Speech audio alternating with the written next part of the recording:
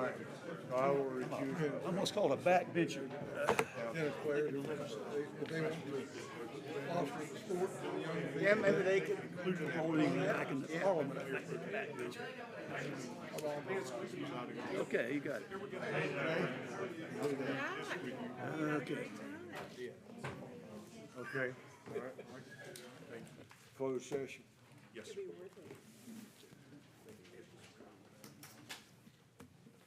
Hey, Jeff, how you doing?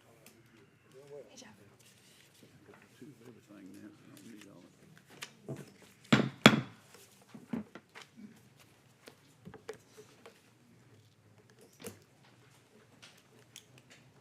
I had somebody tell me recently that, as a presiding officer of a county commission or a city council or something, they'd never use their gavel, and I couldn't believe that.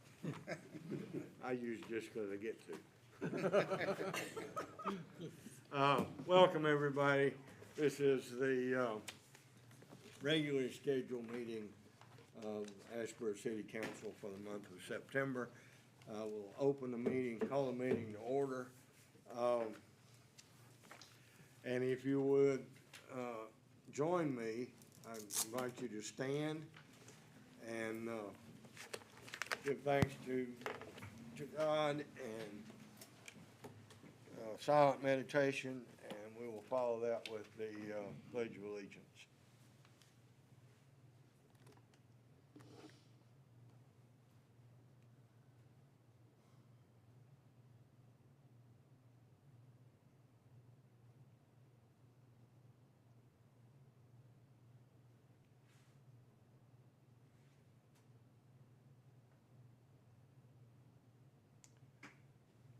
Thank you.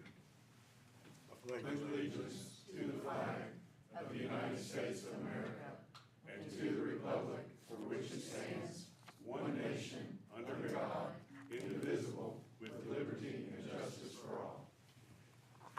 Okay. You've noticed that Mayor Pro Tem Walker Moffitt is not here tonight. He has an excused absence. Would like to remind everybody that this meeting is being streamed live on YouTube. If you address the council, come up to the podium here to address the council. There's a sheet and a pen up here. We'd like for you to print your name. And the purpose of that printing your name on that sheet is so that when we transcribe the audio tape, that we'll get your name right, because we don't always know the correct spelling when you introduce yourself on the tape.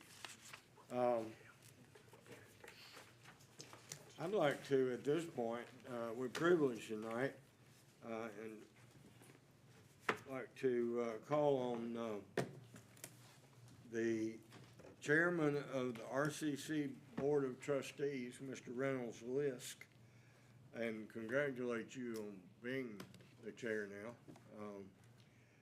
Follow your dad's footsteps. He was on that trustee board for many, many years. And call on Mr. Lisk to come up and introduce Dr. Shah Ardalan, the new president, of Randolph Community College. Thank you, Mr. Mayor. Pleasure to be here tonight. I just found out about 5 minutes ago I was going to introduce Dr. Ardalan, so I don't have my notes with me here. But what I'd like to do is talk just a little bit about the process that we went through to bring him here. I heard someone say the other day, it was an arduous process, and it was 14 months from beginning until end when we named Dr. Shah, as I call him, as our president. But we did a national search. We had almost 90 applications from all over the country. We broke that down.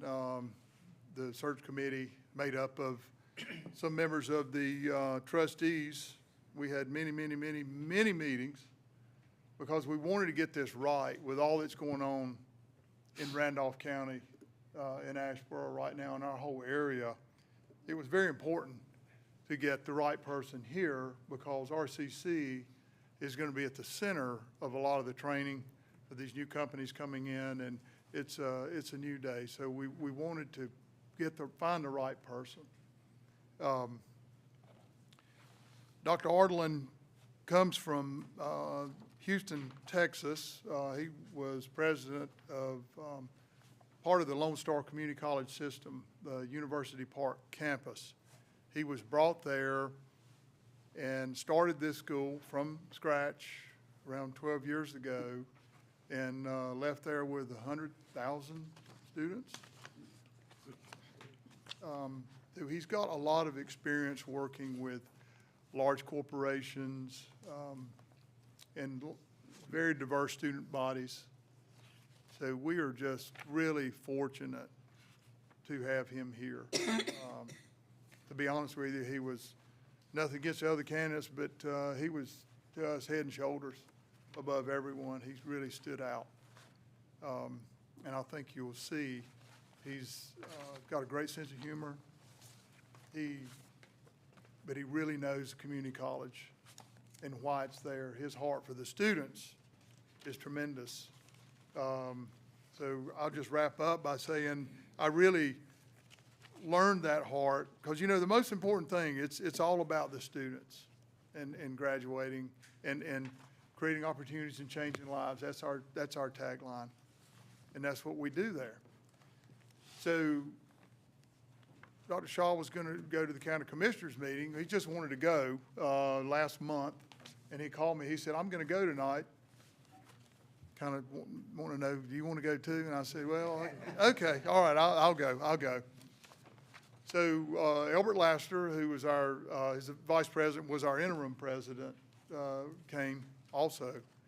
And we all three got there at the same time. But right as I was going out the door for that meeting, my wife Mary told me she'd gotten a text from Linda Brown and said Klausner was ceasing operations effective immediately. That was a Monday evening. I thought, oh my goodness. So when Dr. Shaw and Albert and I got there at the same time, and I said, first thing I said, did y'all hear Klausner is shutting their doors? And they're ceasing operations. And they said, what? No, we haven't heard that. And first thing out of Dr. Shaw's mouth was, he said, we have to help those people. And so in conjunction with the Chamber and some other groups, put together in a week a job fair. They had almost 50 employers there and over 400 former employees of Klausner came. And that's what he's about. He's learning all about this community, but he wants to insert himself here and he wants to make a difference for that school. So we think we've got the right guy. We really do. So without further ado, Dr. Shaw Ardlin. Thank you, sir. Good afternoon. Good afternoon. It's so good to see so many friendly faces. I've been going around the county, and I think in no place I have seen so many friendly faces here. And also in my back, I see our commissioners, I see the chief and everybody. So it is indeed an honor and pleasure to be here and to be selected to serve this great county and, of course, the city. As mentioned, I've been around a little bit, but coming back to North Carolina is coming home. I started at Guilford College to learn English about almost 40 years ago, and as a dishwasher. So when I was mentioning that coming home and how focused I am on the mission of community colleges is personal for me. It's so by the way of ended up going to Texas twice, went to New Mexico, went to Nevada for a while. As mentioned, I've worked in large community colleges, I've worked in small ones, I've worked at universities and also $11 billion corporations. So all of this to say I'm here to serve, but I'm here to learn also. And instead of talking about me, which some of you have heard before, I would like to offer my commitment to this council and to this city that I know Bob did an exceptional job. He's a good friend, and we go to lunch every so often. But the things have changed. The city is changing. When we talk about the infrastructure, we talked about everything else, people coming. This college needs to change with it, and we're going to start a strategic planning process, but you're going to be a part of it, and it's going to align fully with strategies of the city and the county and state of North Carolina. But first, and I know I don't have much time, but and I see you in town, or we talk about everything else when we're dressed a little bit differently. I would like to hear, from each one of you. Please just either give me one piece of advice or tell me what the college can do for you and for the city. And I start with my friend Kelly right here, that you guys kept her so busy that she had to dedicate all her attention to the city instead of working at the college. So, but she has been a great part of me starting. And again, many thanks to our commissioners. I see my friends are here, that they were a part of the interview process, so I'm honored. Kelly? Yes, well, I had the unique privilege of getting to know Shaw very early on in the process, and that was definitely a privilege and honor for me, and just delighted to have had that opportunity. And just from my perspective from City Council, just as our city manager mentioned when we were talking prior to the meeting, we rely on the college for our police department, our fire and rescue department, and just to keep our city well-stocked with employees. And then certainly with our plans for intentional and purposeful growth here in the county, just continuing to provide the training that all those employees are going to need. Yes, ma'am, absolutely. I met with Chief, and I said, are we meeting all your needs? And he gave me a nod, so appreciate it. Thank you. Thank you. Yeah, I think we are honored that you chose Randolph County and Randolph Community College. We look forward to the next exciting years at the college and at the city and in the county. It's going to be a fun ride for all of us. Yes, sir. Thank you. I think you've already mentioned that you're receptive to being, accepting, input and criticisms and pointers, so. Absolutely. As long as you do that, you'll go far, and I think we're glad to have you. Thank you. Well, Dr. Shaw, it's been my pleasure to have a conversation with you 2 or 3 times, and I was impressed that immediately upon coming to Asheboro and moving here, you started hitting the road. You were out meeting people, you were out exploring, and showing up at places that nobody had any idea you knew about. And I would encourage you to continue to keep your ear to the ground, Yes, listen to the citizens, but in your course of offerings and what the school does, we cannot forget the trades. Absolutely. Yes, sir. Our carpenters are having a terrible time finding carpenters. Our builders are finding a hard time, difficulty finding carpenters and the tradespeople. I know a heat and air conditioning company here in town that's down to 1 crew from 3 or 4 because you can't find anybody that wants to do it or is knowledgeable enough to hire to do it. So don't forget the trades as you look at your offerings and what we can do for this community. Yes, sir. In my meetings with Toyota, I said that, of course, we will serve and we will commit to whatever state of North Carolina has made, but we're not going to do it at the cost of supporting our local businesses and everybody else that has been a part of the fabric of this community and has helped the college for all these years. So I fully understand and agree. We came up with 3 words in start of our semester and to introduce the RCC 2.0, which is relevance. We're going to stay more relevant to this community, and the middle C was for careers. We need to focus on careers for these employees so they can go to work and support themselves and their families, and the other C is for commitment. that we're going to renew our commitment to the city and to this county. So we're fully aligned. I appreciate that. Yes, sir. I was thinking about the first time I met you was at a ribbon cutting. And we were talking, and I was thinking, you know, when you sit up here at this test or over with our county commissioners, when people come to us, they ask us for things, you know, give me this, give me that, I want this, I want that. And the first words out of your mouth is, what can I do for you to help the city of Asheboro? And that just impressed me so much that you asked that. You wanted to do something for the city of Asheboro. Absolutely. And I think my response to you was, I need you to train a lot of workers for all these new jobs that are coming into our Sure did. community. So, and I know you'll do that job, so I Yes, sir. appreciate you coming to our city. Thank you. Thank you. And again, we met at a ribbon cutting, and it was interesting to hear what direction you're talking about. And I think what you just said about the personal feelings that you have for community college, you understand what a gift it is and what a blessing it is, and I look forward to seeing what you do with that also. I appreciate it. Thank you. I think the thing I'm been most interested in the last number of years is the emphasis on career training for children or young people without like the four-year college education. And I know that community colleges is really leading that, and I hope you will continue that. I'm sure you will. Thank you. Thank you very much. I will come back anytime you want me. I don't want to somehow, I know you have a busy schedule tonight, but at any point of time, most of you have my cell phone number, so you can text me and I'll be there. I appreciate the opportunity. It's an honor to be serving this city, and you will see more of me. It's Thank our you. honor to have you here tonight. Thank you. Kelly, I appreciate you setting that up. Reynolds, nice to have you here tonight.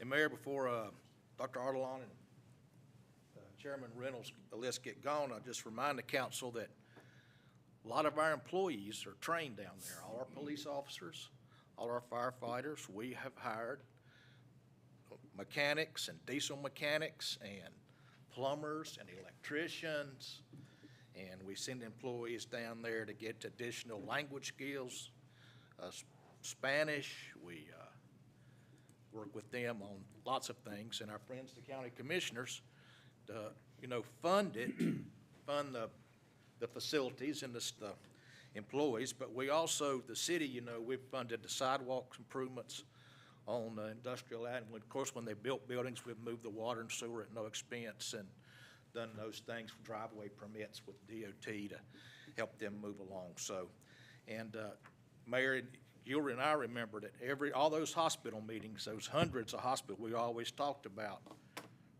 Randolph Health hires a lot of our local people that are in medical care, and that was the kind of joined at the hip. So that's another part why what we did was so important with saving health care too. Let me take a step backwards here, if you will allow me. I sometimes getting my mind around what I need to do tonight. I don't always do what I'm supposed to do, or what proper etiquette tells me I should do, and my mother taught me better. But I want to introduce two people in the audience tonight. We have our County Commission Vice Chair, David Allen, and our County Commission member, Hope Haywood. And it's nice to have you all here. I think you'll, especially what we're getting ready to talk about next item is the biggest issue, as I was quoted in the paper saying, the biggest issue that we've faced in many, many years. Most of our issues we can fix. This is one that does not have a ready solution. So, good to have you all here tonight. And I will introduce item 4 on the agenda, and I will call our police chief, Mark Lineberry, our fire chief, Willie Summers, our code enforcement officer, Chuck Garner, and our city manager, John Ogburn. And as a group, they're going to give us an overview and synopsis of the little homeless summit we had last week that Chairman Fry called together, and we had a huge turnout of relevant stakeholders, and I thought it went well. So, John, you want to start the ball? Thanks, Mayor.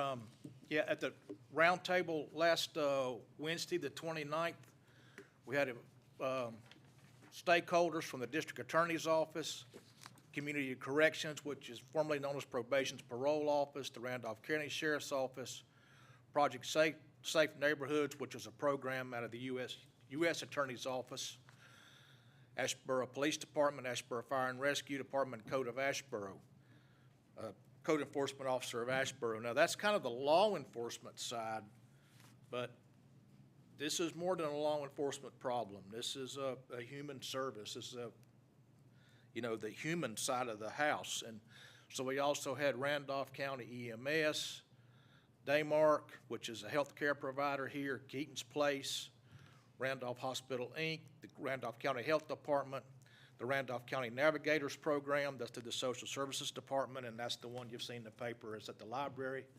That's won national awards for reaching people, and the Asheboro Randolph Chambers of Commerce. So I'd ask Chief Lineberry if you want to come up here first, give the council what you thought about it, and then Chief Summers, and we'll finish up with Eddie and I. Good evening, council, Mr. Mayor, everyone in the audience. I thought it was a very productive meeting. As he said earlier, it's not just a police problem, that's for sure. And so we're learning also. Took a bunch of calls, and the citizens are calling, and they're telling me the complaints, what they're feeling, and I understand that.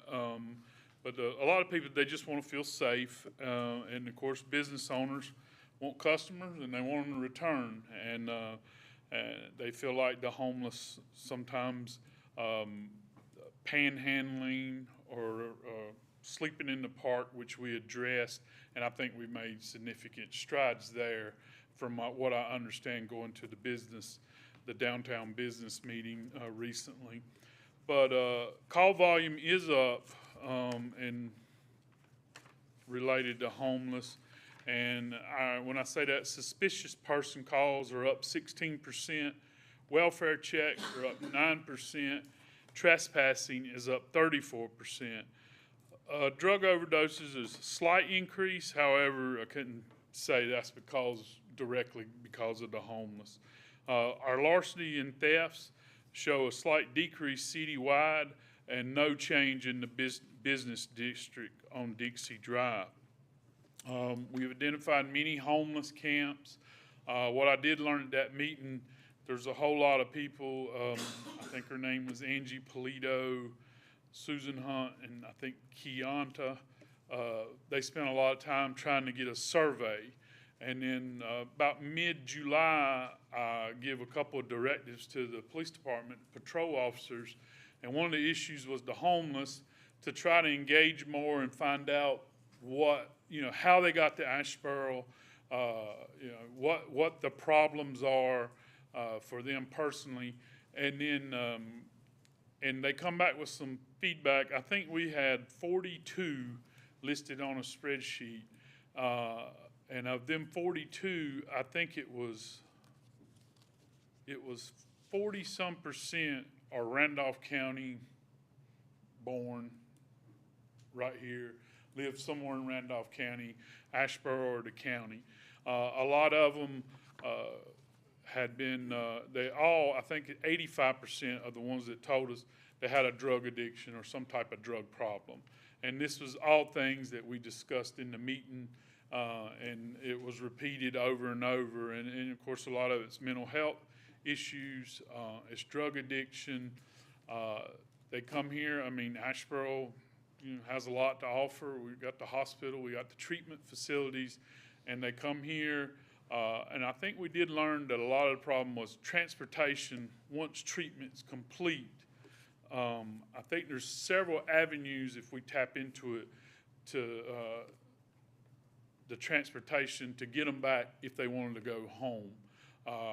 Some of them, they would tell us where they was from, and I've had them from all over the place. one from Wilmington.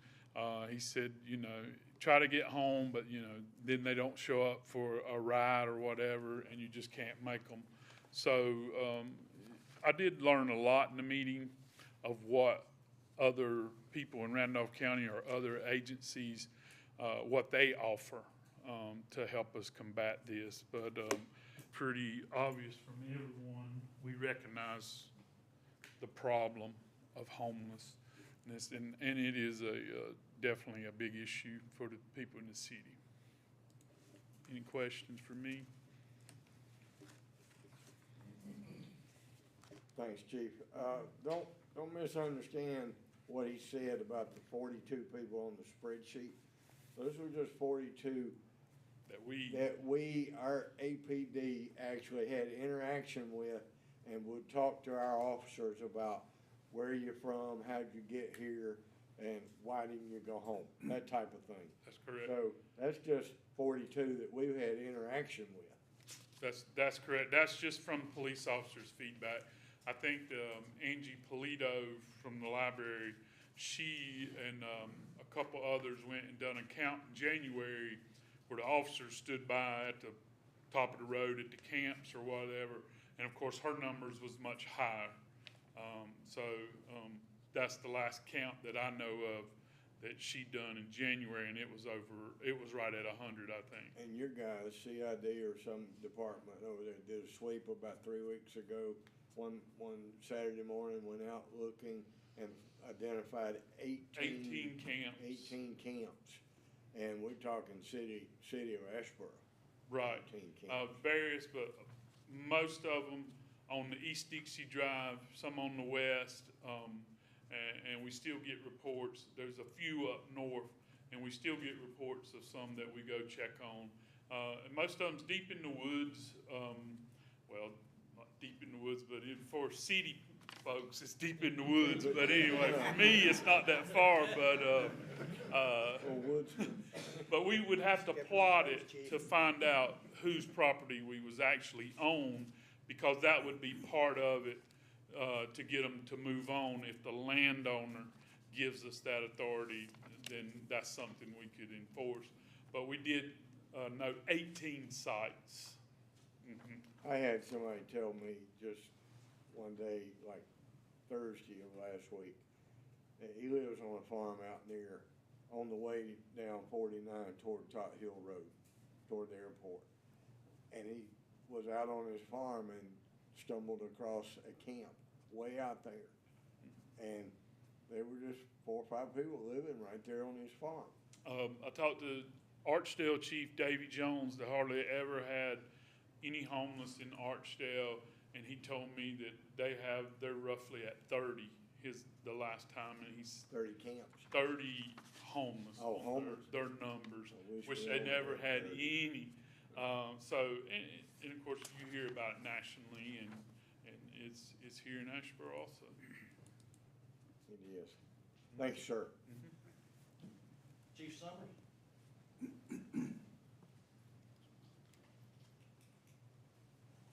Good evening, council.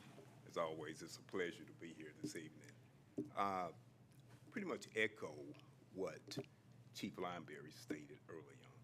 The catalyst for a lot of this is, as we know, drug, alcohol, mental illness. Now, I'm gonna look at it from a different perspective in terms of the fire department. First and foremost, at the meeting, there was a lot of synergy there. A lot of good information passed over. And we know when you collaborate like this, you can essentially come up with a solution.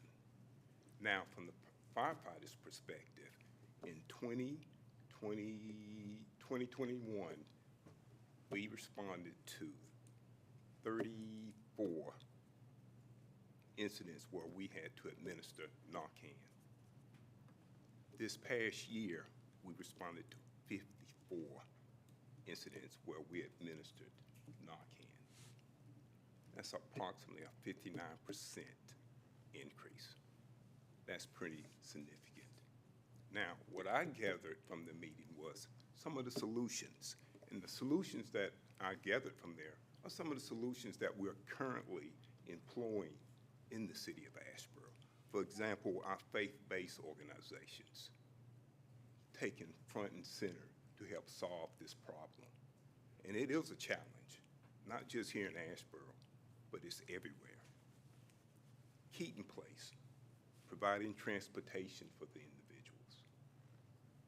Daymark, recovery service, providing not only a treatment, but once they leave that treatment, they provide them with transportation to take them to their place of residence, and essentially taking them out of the city of Asheboro and taking them back to where they came from.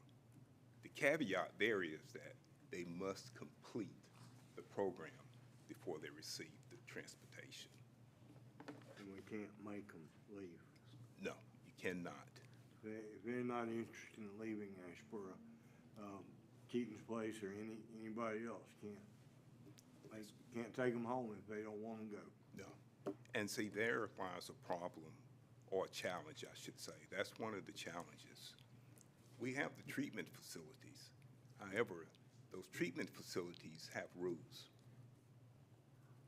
They have policies. They have regulations that they must adhere to. And if they don't adhere to those policy, rules, and regulations, they'll be asked to leave that facility. And hence, they're in our community. Just today, behind Station 1, we notice another encampment. And when we notice an encampment like that, we typically notify Chuck, and he's really good about coming out. And he has that demeanor where he creates a relationship with the individuals there. They trust him. So finally, working with the county, because a lot of these, they live in the woods like he alluded to, Chief Lineberry alluded to. There's no address there. So a lot of times when we get a call, smoke in the area, there's no address. So IT with the county is creating what they call ghost address. And that helps us with our response times when we respond in those areas. Last but not least is quite often we get called to smoke in an area. It's a cooking fire or a warming fire. Essentially what you have done now is take a piece of emergency equipment and place it on a non-emergency incident. And when an emergency incident occurs across town, that piece of equipment is not available. So I think that the meeting went extremely well. One thing I took away from that, as you know, I came from Charlotte, and it kind of reminded me of Charlotte because we have so many resources. We have a plethora of resources here, and that's what the homeless are looking for, and that's what Charlotte has. The question was, why come to Asheboro? Why come to Asheboro? Quite simple. We have the resources here. We have the resources here. So, but it's a different perspective from the fire department. We're there, we treat them, like I say, and we administer Narcan, and that went up 59%. That's pretty staggering. Are there any questions? Questions of the chief? Let me ask a question. I worry about the old Macquarie Mill that we're trying to redevelop. Are we keeping them out of there? I mean, if they start setting a fire in there, we could have a bad situation. Are we pretty much keeping them out of there? Do you know? Yeah, this past year, we didn't have a significant problem with the homeless starting fires in, I would say, abandoned structures. Typically, when we notice an abandoned structure, we contact Chuck, we board it up. Okay. And quite often, we use it for training. Yeah. We'll conduct live training, live burning. Yeah. So we utilize it for training. But the old mill has so many interests, as you know, I can see where it'd be difficult to really keep up with that. And if they get in there and set a fire, we could really have a problem, you know, so that worries me. We try to keep it boarded up, and when we out on our runs, we're always looking for abandoned buildings. Okay. And if we see an abandoned building, we notify code enforcement. And they're really good about responding in a timely manner and contacting the owner and boarding that facility up. In that particular case of Jimmy Cagle and his guys, anytime we see something standing open or that's been tampered with, he sends his guys over there and they lock it, reinforce it, do what they meant. There were a couple of ways to get in that building that nobody really was aware of. And, except the people trying to get in the building. And Jimmy and his guys doing a good job, and Chuck is doing a great job. So anytime we see that, Bill, we try to take care of it immediately. You touched on this briefly with your your mention of taking a resource out of the emergency lineup. Yes. That goes even a little deeper, because when you've got a camp that is a half a mile down in the woods, or way back in the woods, especially behind Lowe's and Chili's down in there, and that's a pretty steep hill back there, and our guys get back there, fire people get back there and have to pull that guy, the victim or whatever, out. A lot of times they gotta carry him up that hill. It's what they're trained to do, but sooner or later, we're gonna have some back injuries and some difficulties, dealing with that, because they're so far off the road and so far back in the woods. Yeah, it becomes a challenge when we gotta extract them when they're deep in the woods. Another challenge with that is a safety issue with needles.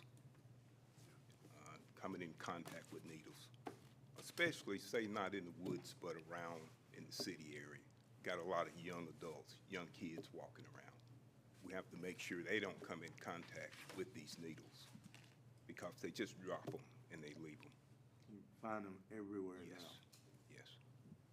So that's something that we have to be cognizant of. Even when we on our runs, we in full PPE at all times.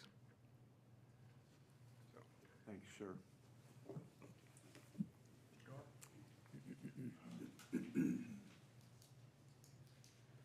Well, first, thank you for having me back again this month. My takeaway from the meeting, and I say that from the perspective of somebody who's in a camp literally every day. And my takeaway from the meeting was there was a lot of agility in the room. And I don't want to say we can solve the problem, but because there's so many problems involved in homelessness, but there was a lot of agility in the room, a lot of avenues for people to go to seek help. And one of the things that I do is encourage, and everybody in the camps, they end up on my cell phone. It's a city phone. They can call me anytime too. We have that kind of thing, but it doesn't change the fact that they know why I'm there. And I'm happy to say that since the last meeting, there have been 2 camps closed in the Walmart area. One of them was behind the kidney dialysis center. And that was a pretty good-sized camp. More importantly, it was behind the Daniel Key And Estates exactly, neighborhood. yeah. Last exactly. month, we spent almost 2 hours listening to the people that live in that neighborhood, Yeah. expressing their fear Yeah, of what was happening to their and it's certainly neighborhood. understandable. And So, Chuck got down there the next day and started moving these people out, and that one camp is officially closed It at is. this point. But every day, somebody shows up trying to reopen it. Yeah, and I made the dialysis center folks aware that there would still be traffic for a while until people learned that that was not a place for them to be. And anytime there's traffic, they call me, they call our police department. I have been back there with a police officer. We've been taking names and doing the, making out a roster of who was there, why they were there, that sort of thing.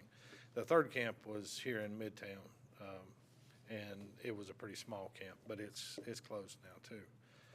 What I have done since the last meeting and since the meeting in the county is I have been getting the necessary paperwork from all of the property owners around to allow us, when a camp leaves, they leave, it looks like a landfill when they move out. And like, I'll reiterate what the the fire chief said about needles. And those camps need to be cleaned up, but they don't need to be cleaned up by hand. We need to use equipment. And so I've been getting the necessary paperwork to get the permissions from everybody that we need in place so that when we get to that point, we're ready for that too, regardless of who cleans it up. Whether, there'll be some that we'll probably do some of it. Some of it we'll try to push back on the property owners to get their involvement in it. But again, it needs to be done with equipment and not hands, just from a safety standpoint. But that's it. I learned what's available, and you'd think I would have known that all along. I didn't know as much was available as is, So I actually encountered one guy who's a veteran, got him in touch with the county veterans office, and they're working to get him housed. So, there's good coming out of it, and good in the fact that that camp is closed. And speaking to some of the folks, they text me, and their neighborhood is quiet now, so. The third camp, was that over at Amity? It was behind CVS, Okay. in between CVS and the graveyard. Well, one thing the police did when they identified those 18 camps, and they had one of their clerical people sit down at the GIS database and identify the owner of each one of those properties and reach out to those owners for permission, written permission to keep people off their property. Most of them don't even know they're out there. Right. Well, a lot of the owners are remote owners, especially of commercial property. And they're in New York or Florida or not here, not in Asheboro. They don't have any idea, So as soon as they're alerted, they want to do something about it. Or more importantly, they want us to do something about it. Your number one question is, where do I go? And you say, I don't know where you go, but you can't stay here. Yeah, and that's part of it too. Right now, especially, is keeping that move hot, because word is out in other communities that this is a good place. I actually spoke to a young lady who came here from Greensboro, and she came here because she was told it was a good place, and that's another thing we had to combat. So keeping everybody on the move, hopefully will. It goes back to what I said at the last meeting. And this makes me hard-hearted and whatnot, but I'm concerned about Asheboro and Randolph County. But we have resources. Right. We have the resources these people need if they'll ask for it or follow through with searching out or finding the resources. We need to quit enabling them, the panhandlers, and once they figure out that Asheboro is not an easy mark, and if we're not gonna let them camp wherever they wanna camp, then eventually, the theory is they'll move on. Well, that's kind of the idea behind keeping them moving constantly. And in fairness, they are trespassing. Everywhere they set up camp is, a crime has been committed. But I've been in the city a long time, and I've always said that the city is like a big toolbox. And working with the police department on this and the guys in fire, and we all bring something different to the table. And getting all that collaboration together is it's really spectacular. We can do a lot. We can make this better. I know we can. We've got to make this better. Yeah. Well, I shouldn't say can. We will. We are. It's better today than it was a month ago. Jeopardizing everything we've worked so hard for the last 20, 30 years. And it doesn't have to be hard for the campers. That's their choice, if it is, because they're given every opportunity to get assistance, help, whatever. So it's not cold-hearted, like you say. Chuck, just a question. I know you are one of our valued employees, certainly, but you are not restricted. You can't say, well, that's 20 feet outside the city limit line. I can't help you with that. I have to, because you will go where you need to go. You are not limited by, I guess. Well, I'm gonna use a phrase that you hear a lot. I've got an app for that, an app. Yes, and the homeless camps is what's prompted that. And I can walk into a homeless camp and tap a button, open the app up and tap it, and it'll give me the longitude and latitude of exactly where I'm at. And come back here and put it in an overlay and see if I'm in the city or out of the city, because that area over there around Daniel Key Estates and whatnot, that line moves around. I may be in, I may be out. It's hard to tell when you're out in the woods, you know. The but- camp is in and out. Well, that camp, the one that was behind the dialysis center, is in the city. It's close enough to Lowe's that it's on dialysis center property, and their entire property is in the city, so.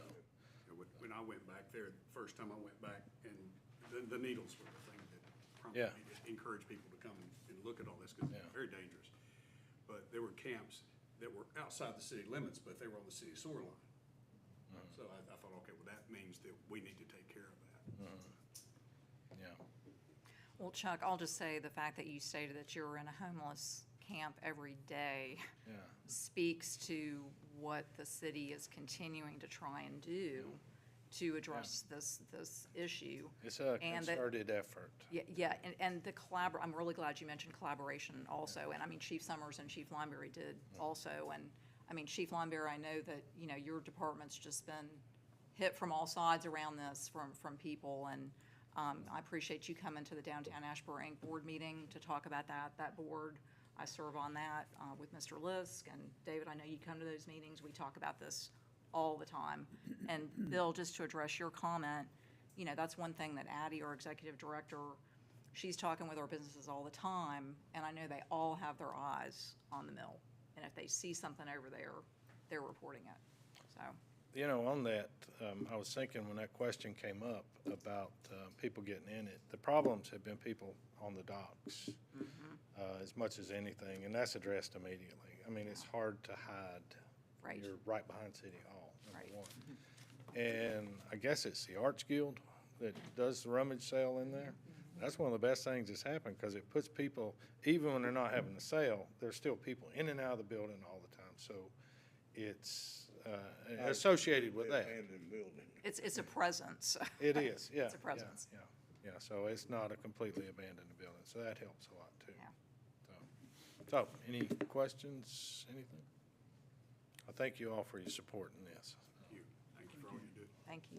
John, you wanna wrap this up? I'll wrap this up, Mayor. So we identified some needs. Obviously, there's enhanced police and code enforcement activities regardless of homeless camps. You see, we're on that. Homeless persons involved in crime, they got to be placed in the judicial system, even if it's for minor offenses. That's kind of the law enforcement side. But these agencies, they do need transportation for their clients so they can turn for their home or their agencies for further treatment. So I think the county's funded a couple of vans for Daymark to use, but anything else we could do. Another thing else on there is there is a need for transitional housing. Some people have recovered and they need a safe, reliable place to be. They don't want to go back to where they were because it's not safe. You know, it's tempting. And I just remind you, if you watch Dope Sick on Hulu or what's the new one, Painkiller on Netflix, you can see that opioids are basically heroin in a time-wrapped capsule. So I look crushed because you break that time capsule and you snort it or you heat it up and inject it. That gives you an instant high. It's just basically a shot of heroin. Needles. Where do people get needles from? Well, a lot of people not involved with having substance abuse problem get needles at the big pharmacies because they're a diabetic or they have an injectable drug that they have to get treatment for, and they administer it themselves. So That was really interesting to learn how do needles, and how do you get so many needles out there? And of course, then there's the reuse of needles, which is additionally a public health problem because that spreads HIV and HPV and all these things, but it also spreads to a non-intravenous drug user. It'll spread skin infections, rash, and that's where the police and fire come in because they sometimes have to deal with those people. So I think we'll reassemble the roundtable soon and talk about more positive action, but we've made a lot in here. Our friends on the county government have a big part in this also because we're mainly on the law enforcement end, but they have the opioid money and they're in the healthcare social services treatment. So it'll take like those guys said, a collaborative effort with every phase of local government, state government, and our healthcare providers, our faith community, because treatment requires a support network too, especially for opioids because your brain's rewired. The same thing that makes you like sugar, right, or beer. So far they're right in that's my two food groups right there, right? That once the brain's rewired for heroin, it can't rewire itself. That's why you have to have Suboxone or methadone, which itself is a opioid heroin derivative. So, thank you, Mayor. Thank you. And we'll continue to report as we make more progress on this. Thanks, sir. John, just, I know you plan to get back together with the group. Is there a definitive date that y'all said, or just gonna assess it? No, I think everybody's gonna report to their various boards and their and then we'll all get back together. The Housing Authority, Mr. Lawler's here somewhere. Oh, there he is. The Housing Authority's there too, because they deal with some of that also. I was gonna just throw this comment out there for the commissioners, and any other agencies or service providers, but Susan at Keeper's Place was telling me that, giving me an example, said that she had a lady that wanted to go to Stanley County, and because you guys, the county commissioners, pay for those vans, that's what she does. She transports. And she loaded the lady up, took her to a shelter in Stanley County, and that's where the lady wanted to go. It was a particular women's shelter in Stanley County, and we get there, or they get there, and Susan tells me the operator, or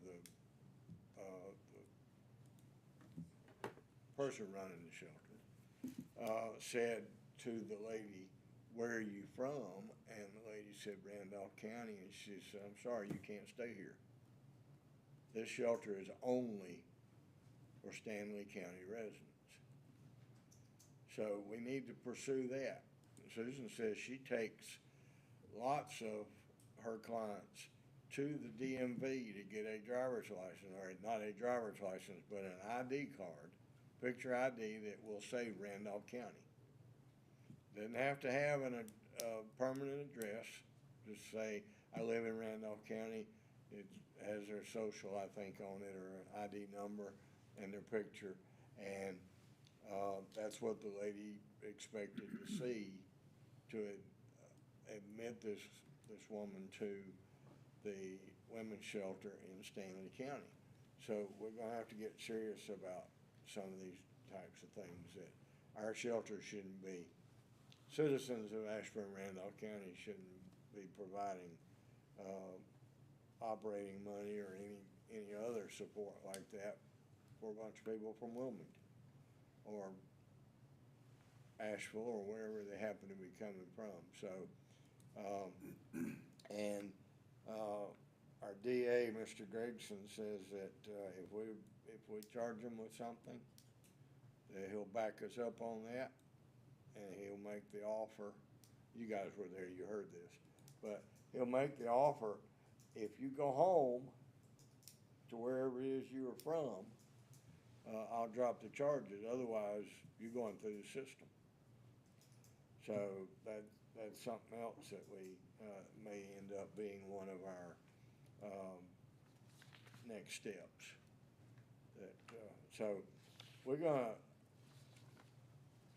it personally offends me that so many people in Asheboro are quick to say we're not doing anything.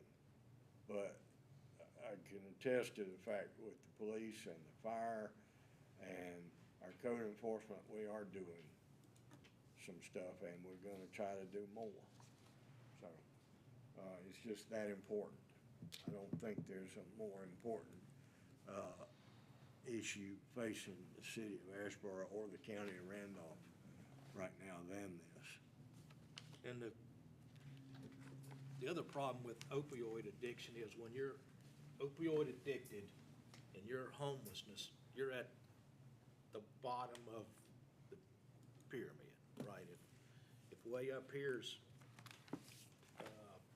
Manhattan, and way down here is homelessness, and a lot of them suffer mental illness on top of that, or have been bailed out of court and have nowhere to go, but they can't go somewhere because then they won't appear in court.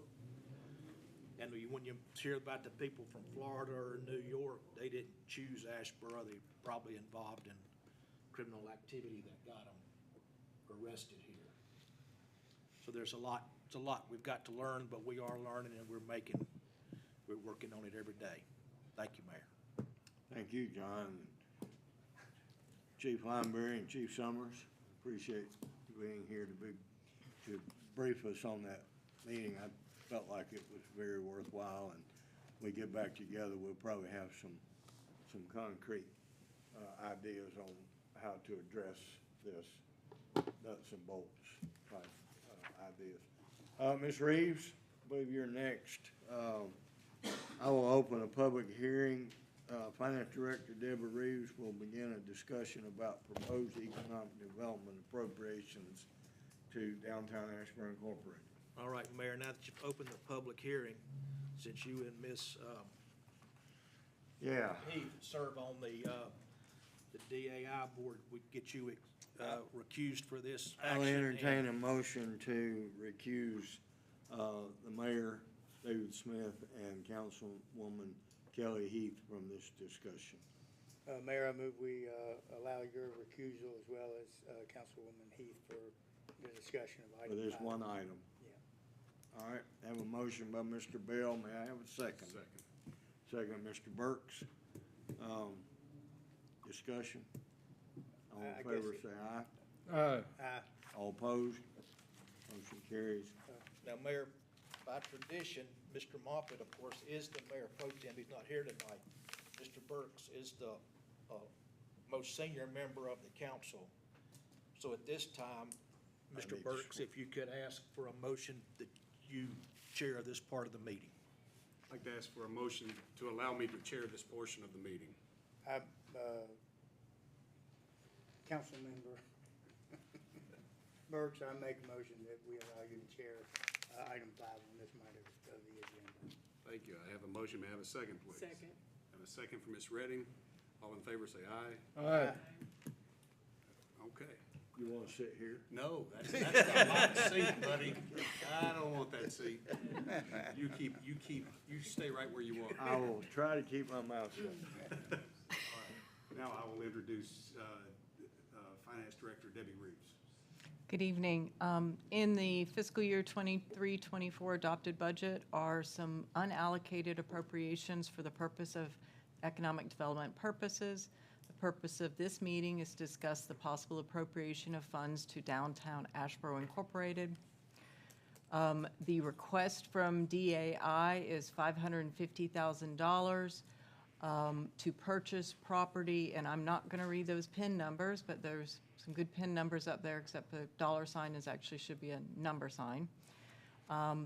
This property is the property that is located next to the gymnasium, to the left of that parking lot, next to the Walker, is one of the part is that the Walker Real Estate Building, and then there's the coffee shop, Bold, I think, right there. But the purpose of purchasing The funds is to purchase property and place 4 trash can receptors and 2 power transformers to address current issues with trash that exist on Trade Street. The second request from DAI is $60,000 for legal services associated with joint efforts to preserve the historic building on North Street, which was formerly owned by Acme McCrary and now owned by the city of Asheboro. To speak to these, I welcome Addie Corder of Downtown Asheboro Incorporated to elaborate on these requests in more depth. Councilmember Burks, while Ms. Corder approaches, I'll just note for the record and ask the clerk to note that legal notice of this hearing was advertised on August the 26th in the Courier Tribune as required by statute. Thank you.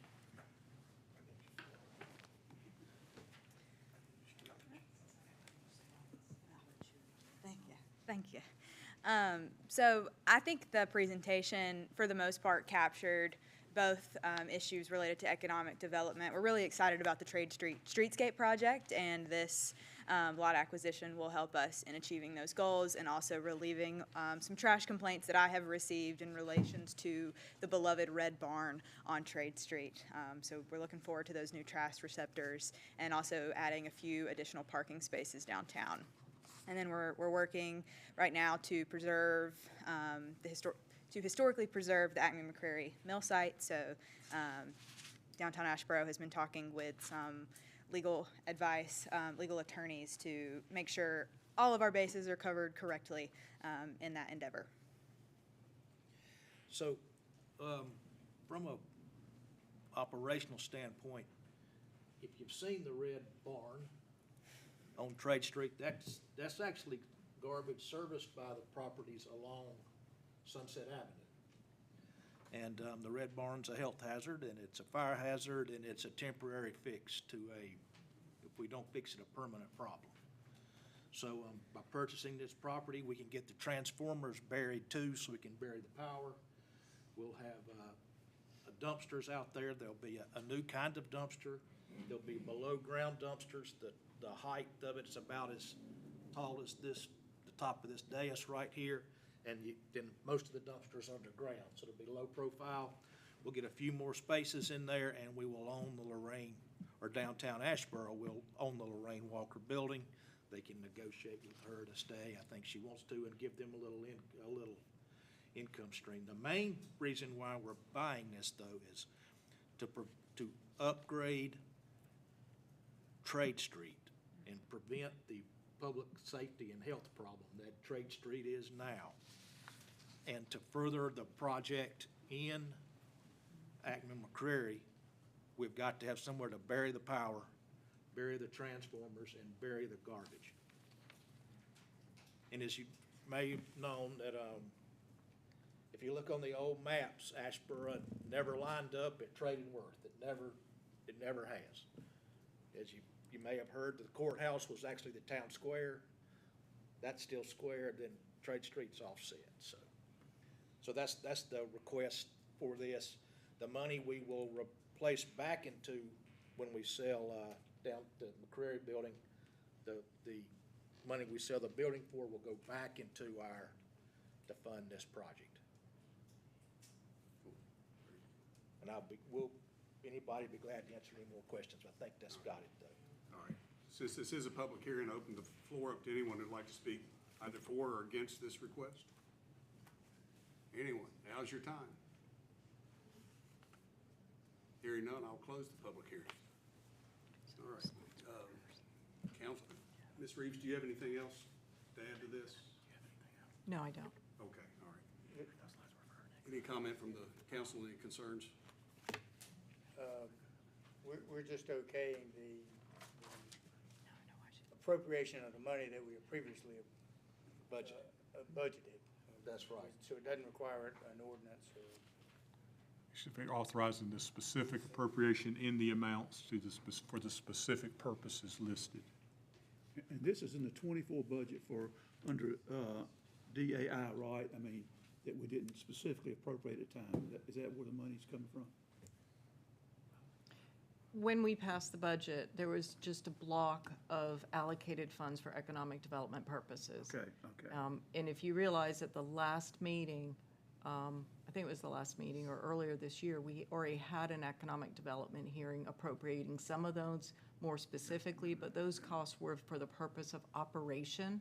Since this request relates to land, it needs a separate budget hearing. But yes, it's in the adopted budget that you guys approved. It just had not been allocated out. Okay. I would move that we appropriate the requested monies as presented for economic development for downtown Asheboro. The amounts provided in the presentation, $550,000 and the $60,000. We have a motion from Councilman Bell to approve. Have a second? Second. Second from Councilman Swears. Any other discussion? All in favor, say aye. Aye. Any opposed?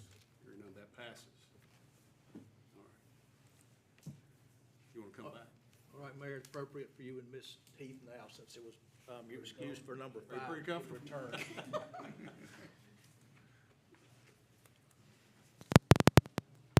Kind of like sitting out there too, Mayor. But then you have to look at us. Thank you.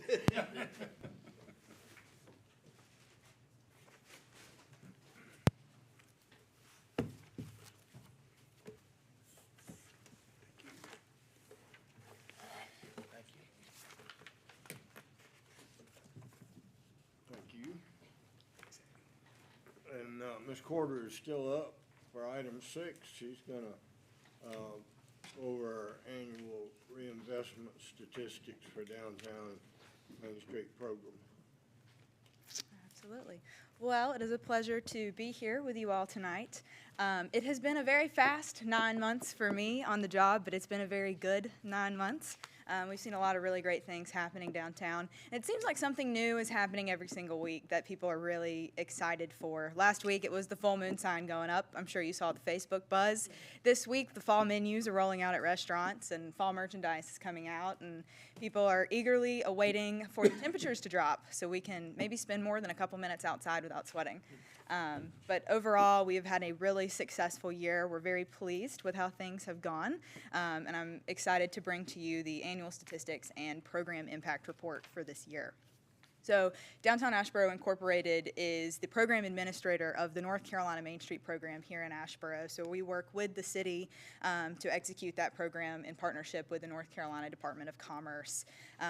When we are working on objectives, we organize our work around 4 pillars, and you'll see that on page 3 of your packet. Some of the priorities we have been working on this year. There are some capital improvement projects in there with the preservation of the Acme McCreary Mill site and the Trade Street project.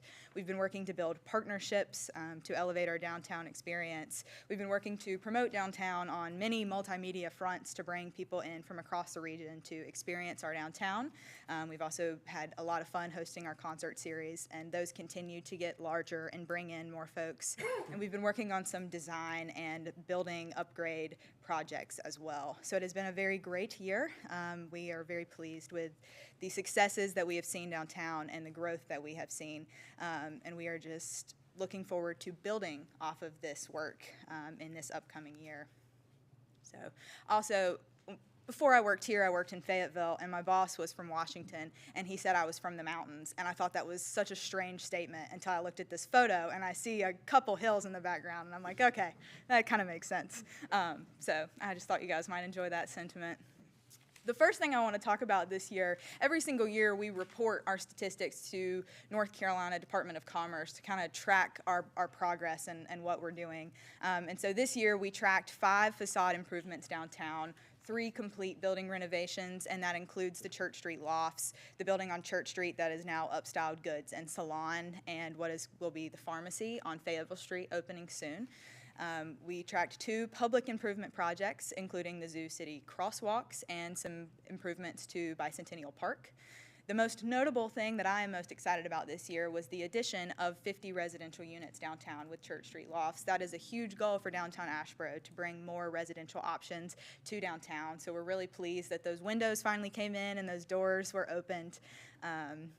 I did a walking tour of downtown a couple months ago, and through tracking that and then updating businesses that are coming and going, we currently have 162 businesses operating within our downtown footprint, and we're seeing a 3% commercial vacancy rate right now. So demand is still extremely high. People want to be downtown. They want to be a part of this commercial corridor because they really enjoy the community. So if something hits the market, it is not available for long.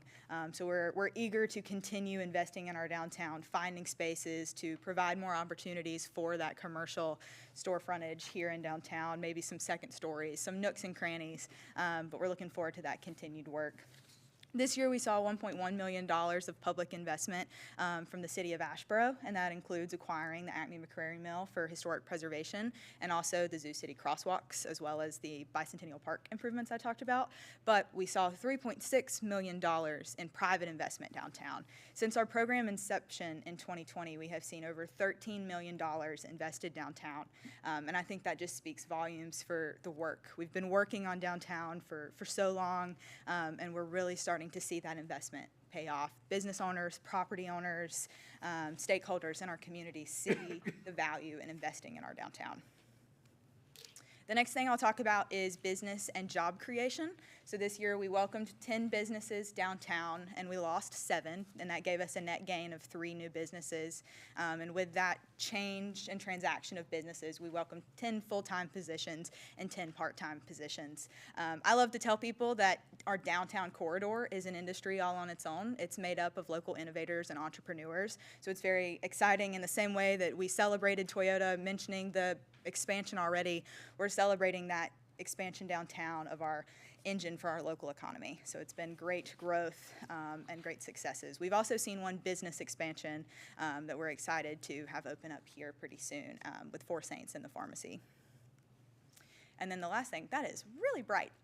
The last thing that I'll talk about is volunteerism and promotion. The work that we do would not be possible without the volunteers and the people who are giving of their time and their resources. So this year we've cataloged 408 hours worth of volunteerism dedicated to downtown Asheboro, and the National Nonprofit Center values an hour of volunteer time at $29.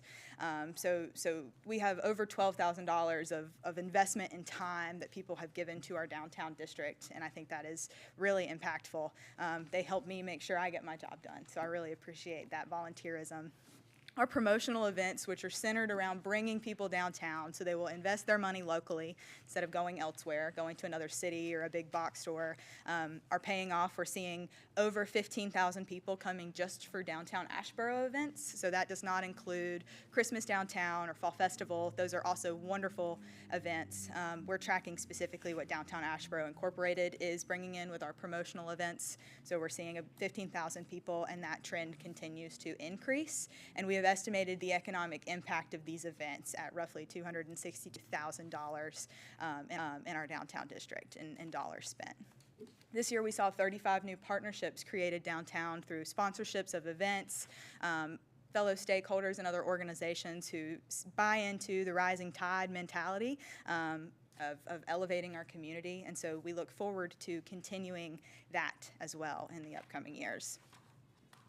So if I could wrap it all up, my mom always said it takes a village. She was talking about raising my brother, but I think that sentiment is true in our community downtown. This work would not be possible without all of the various stakeholders coming to this table and making downtown what it is. So I want to say thank you to you all for your time and investment in our downtown and for supporting downtown Asheboro. I'm also extremely grateful for the merchants and property owners, the residents downtown, and just community stakeholders who are invested in creating something that we are all proud to call home. In the upcoming years, downtown Asheboro is looking forward to continuing work on our capital improvement projects with the Acme McCrary Preservation and the Trade Street Project. We'll be rolling out and working on the promotional calendar for next year, as well as working on the concert series. And we look forward to being a continued resource for business and property owners downtown so that we can preserve the heart of our community and elevate it so that it serves in a modern way. So thank you for having me. It's been a good 9 months. I look forward to many more. Do you guys have any questions for me? Well done. Thank you. Good job.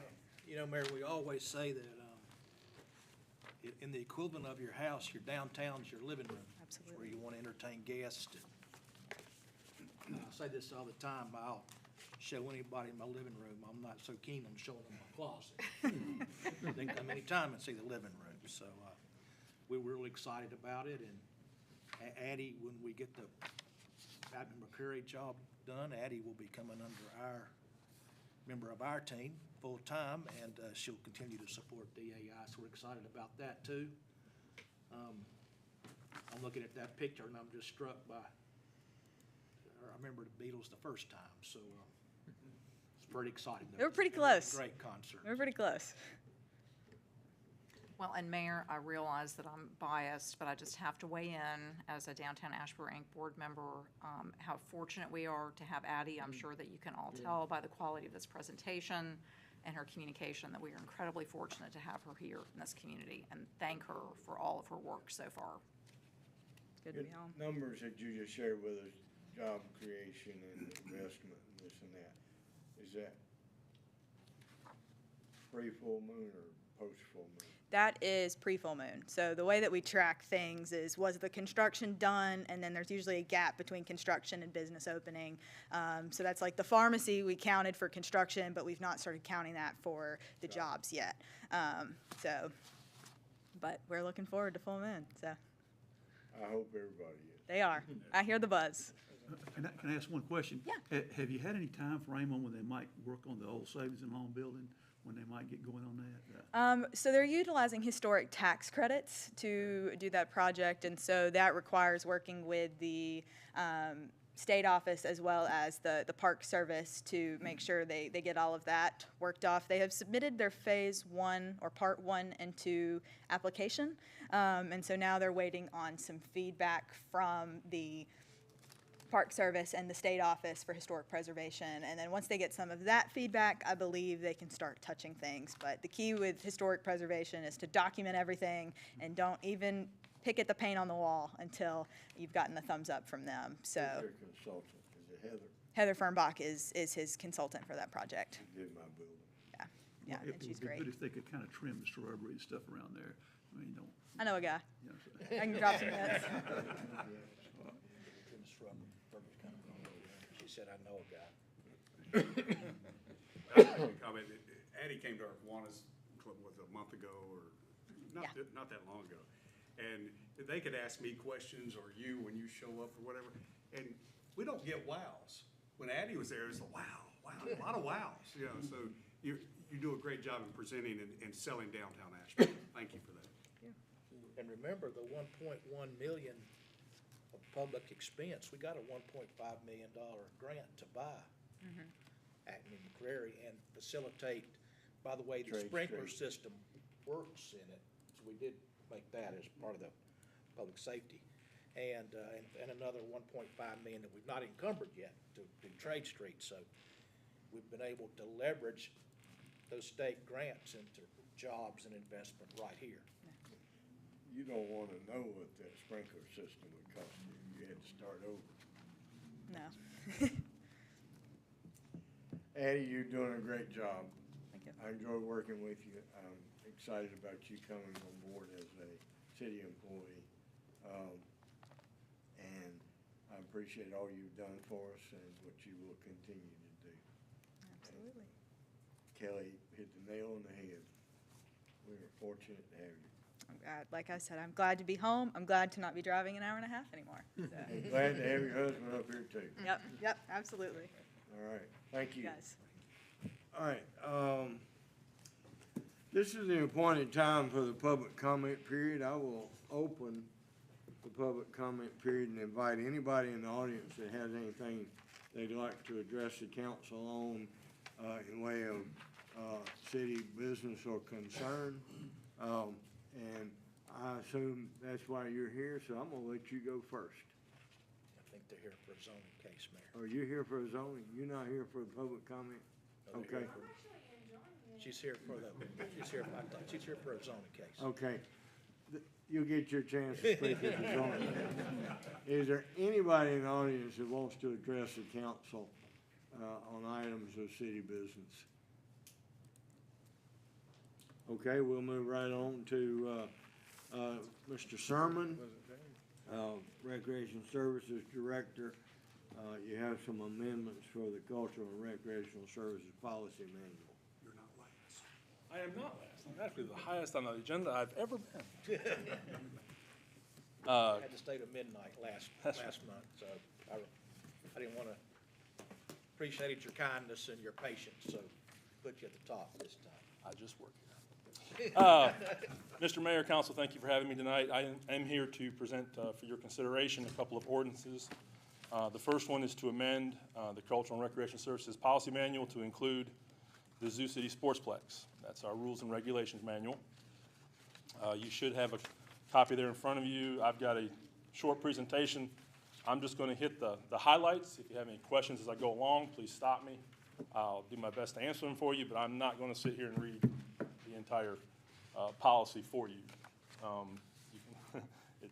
You don't want to hear me talk that long. The first section goes over our operation and control. It covers our facility narrative, and it also states that the Zooplex is administered by the City of Asheboro and this Department of Cultural and Recreation Services. It's basically just an intro to the article.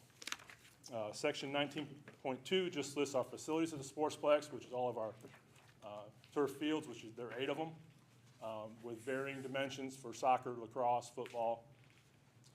You've got volleyball and pickleball courts, an inclusive playground, picnic shelters, a dog park, fitness court, and walking trails, and parking for plus or minus, hopefully soon to be 700. But those are all of our facilities, which you all are aware of. You've been out there a couple times now for some meetings. This is the nuts and bolts. This is where we get into our hours of operation and our rules. 19.3, we're suggesting that we open the park every day at 8:30 a.m. And close it at sunset with the following exceptions, because obviously, you know, we have lights on the fields, but the exceptions would be for our programming, our partner organizational programming, rentals that we have, inclement weather would affect the schedule as well, temporary holiday schedule, or in the case of an emergency, those would affect the hours. But our basic hours are going to be 8 a.m. to sunset throughout the year. And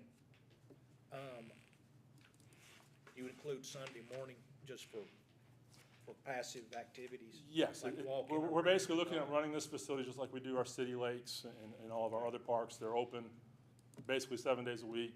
It's just the 8 a.m. to sunset. We found that that's probably going to work the best. And it will be a staffed facility. There'll be somebody there, just like at our city lakes, all the time. When we're open, there'll be a staff member, either part-time or full-time, at the facility to help the public. Some of the examples of the items covered in our rules and regulations, our field equipment, there's availability and allowance for usages at the Sportsplex. It includes things that you can and cannot do on the turf field, such as there's no metal cleats allowed, no painting or marking of the playing fields, no vehicles, obvious things that you wouldn't want to do on the turf. It also includes activities that can and cannot take place in the park, and there's some examples there: proper footwear on the playground, no glass containers in the park, open flame cooking limited to the grills at the picnic shelters, covers things like if people want to have inflatables at a rental event, that sort of thing, amplified sound, and then of course in this day and time, drone usage and video streaming are also covered in our rules. 19.5, that's our facility rental policy. It includes decisions on to rent the facility. Is at the sole discretion of the city. We handle all the scheduling. An application must be made on an available form. Reservations are available when the facility is not in use for the city or our partner organizations, which, if you'll remember from your last meeting when you approved the resolution with our partnership with the YMCA, that's where they fall into this. Security deposits also covers our rental fees, which we'll get into a little bit in our next ordinance. We'll get to our fees, but and then insurance and liability waivers. It also includes operational issues during those events. As I've mentioned before, you got to have submitted in writing and on a prescribed form to be able to rent the facility. The renter is responsible for leaving the facility the way they found it. If not, they do pay a penalty for that. The renter is responsible for crowd control and team conduct for their events. If they do want to do temporary signage, we cover that and where they can place it. And at no time is there any subleasing involved for anybody that rents the facility from the city. Concessions for rentals. The way it is set up, the city sells all the concessions for any event held at the sportsplex. That's to maximize the amount of money that we can return on investment. No, John, I'm sorry, Yes, John. go ahead. Didn't mean to interrupt, but no subleasing means I can't go down there and reserve 8 fields for some kind of ultimate disc tournament and then sublease it to another person. I don't- Right, I mean, either to run your tournament or to turn it Right. into a football tournament rather than a Right, if disc you golf lease tournament. it, you gotta run it. You're the responsible person, you have to run that event. Right. Yes, sir. Just wanted to make sure the council under. And then we do have the provision that does allow, if a renter does want to sell concessions and the city does not want to, they can sell concessions, but the city will get a small percentage on their sales. But the renter must provide all of their own merchandise, supplies, and workers. They will not get any city benefit from selling anything at the sportsplex. And then it also covers the 2 rental types. The general reservations, that is your basic hour rental for a practice, or if you just have a church group or something wants to get together and have a rental for the day to play on the field. That's more general. Your tournament reservations, those are your full day, 4, 8 field, 12-hour day tournaments where they're bringing in hopefully 40 teams or more. And that's the part that covers that under the rental types. It also covers timelines, security deposits, payments, and the cancellation policy. Will you address security deposits and payments from the standpoint of, I've heard of a situation where somebody comes in and books 4 fields, hoping. Basically, it's a placeholder, hoping their Hoping tournament that- gains enough teams to yeah, come, as a and then they'll back placeholder. up. We've run into And that they problem don't with our, put their with our tournament. baseball rentals and things, so in this, the security deposit, they all have time limits. If you cancel within a certain amount of time, you're fine. If you get too close to where we are not able to re-rent the facility, you lose your deposits. And deposits enough to make sure they don't do that?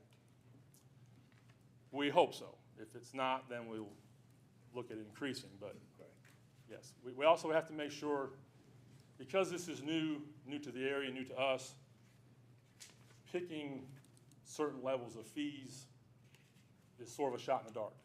We don't want to price ourselves out of the market before we ever start. Yeah.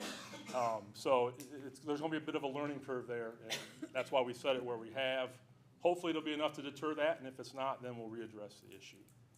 Jonathan, I continue to be amazed at pickleball. But say if it's pickleball, we're gonna treat the pickleball course like we do the tennis courts. You go down there and you pay to play an hour. So Chief Summers and I wanna go down there and play pickleball, we rent it for an hour. If it's not a There's a couple tournament, ways you could do it. One, you could just go down and hope there's a court available and play for free, or wait your turn and cycle Okay. in. Or you'll be able to reserve space at a certain like the time, tennis court. certain day. That's your time, you pay the fee, just like the tennis court. just like the tennis court, yes, sir. Okay. Yep.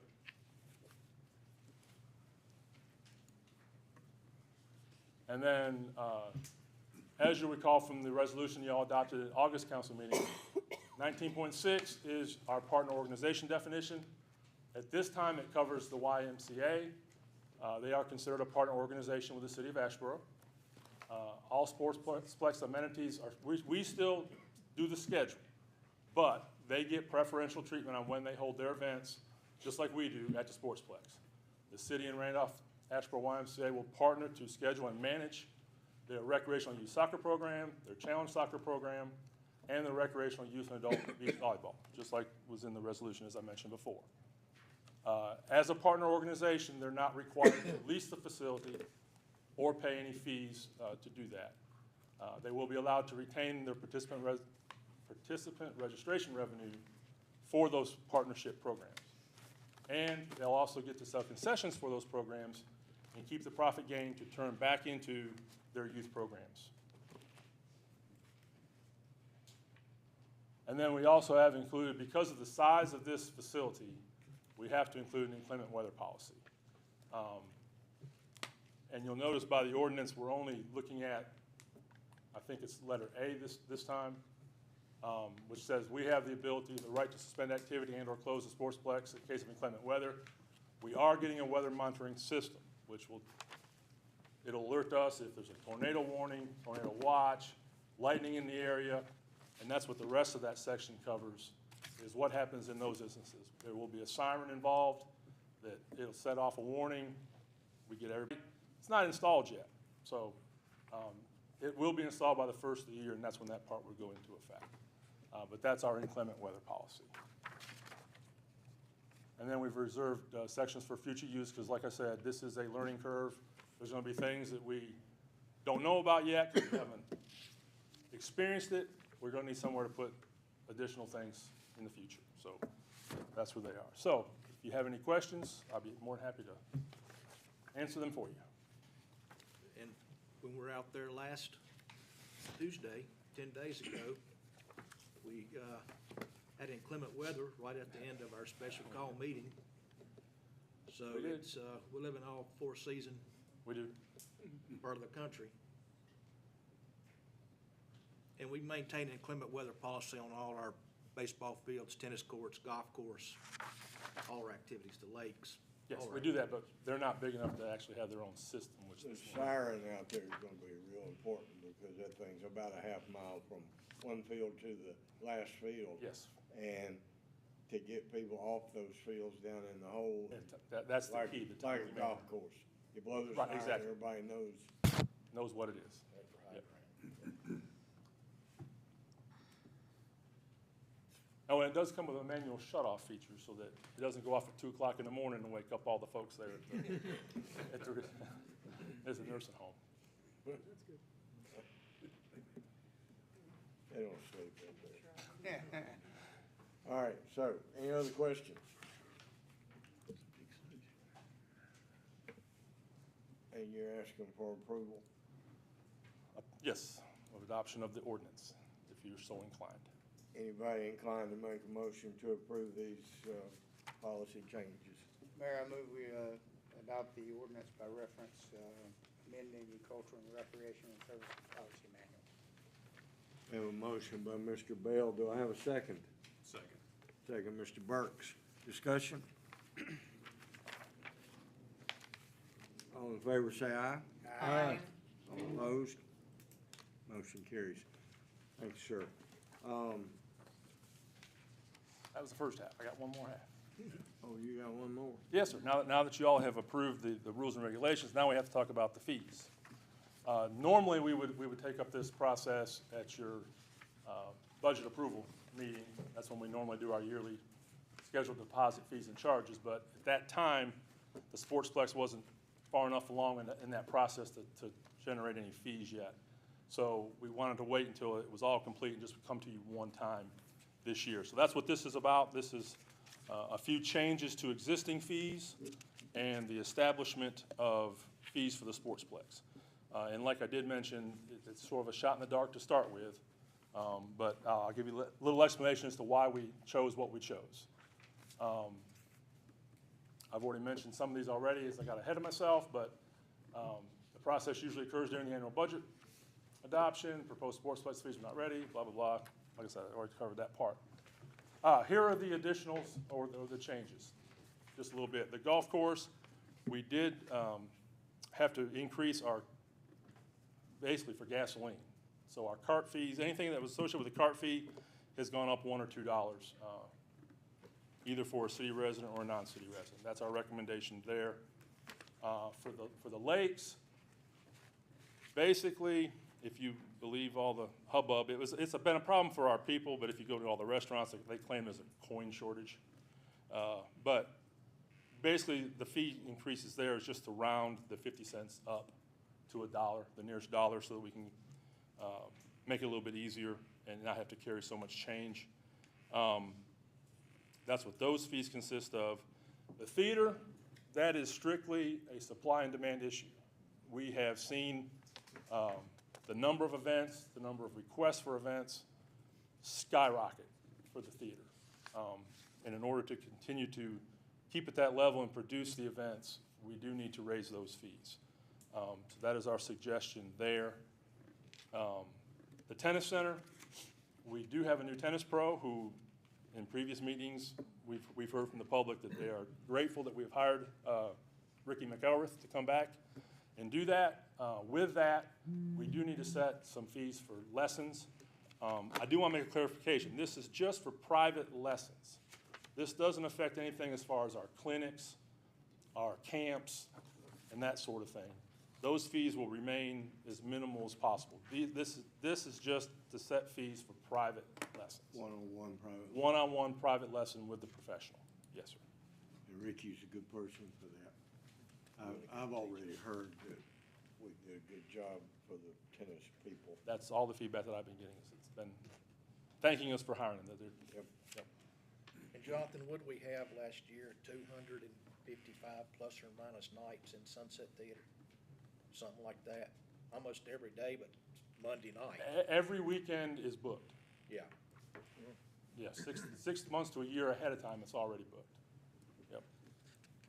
And what's the makeup of that, Jonathan, as far as like local requests, regional requests, somebody from outside the area? It's really basically local, I would say, at either Asheboro City or the county. We do get a few requests from groups from Greensboro, Archdale, regional. We don't get anybody from way outside. And then we have local people such as Danny Story, who's brought in bands from far off to have an event. But basically our renters are locals. Has he actually had one of those events? He's had one. He's run into a couple of issues with, the problem with bringing in those types of events is they have other issues, like they got stranded in Australia, one of his groups did, couldn't make it here for the scheduled appointment, scheduled show, and other things, but he has had one show. Very loud, but if you like Motley Crue, yeah. And Jonathan, while you're up, Yes. At the last month, people mentioned about homelessness in the showers.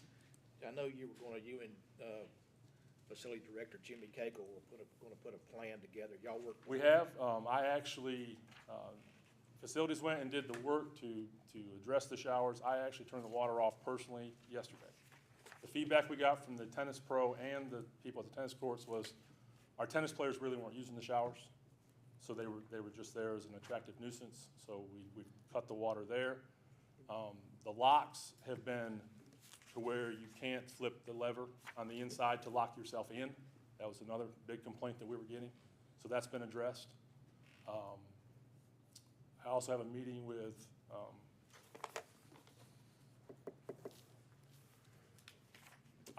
Ricky met with Park Ranger Councilman about Joel Council. about And he's the doing, loitering. he's doing a great job. That's been happening down there. They've sort of migrated since we've helped it a little bit here at the Bicentennial. They've sort of migrated down to Memorial Park. And they found those showers, Yes, that was one thing. which we found, beats yes. the fountain at Bicentennial Park. Yeah. Which is where From the baths to water takes a showers. bath. Yeah. Yeah. And so, Ricky knows to get in touch with PD if he's ever. Yes. If there's ever an uncomfortable event, it doesn't have to be if it's just uncomfortable, he knows to reach If they're out. uncomfortable, to reach out to them, or if they see anything of any Call illegal 911 activity, if call he needs to. 911. Yeah. Yep. Thank you. Yes, sir. Thanks for doing that. All right. Do we need action on that? Well, and then the last one is the Sportsplex. That's really the big one. And the security deposits, which we talked about. There's hourly rates suggested with and without lights for rec car and non-resident rates. That's your general reservation that I talked about before. That's what those fees are for. The tournament fees are set up for, it's one price. There's not a discounted rate. And mainly that is because most of these tournaments are the regional tournaments we're trying to attract.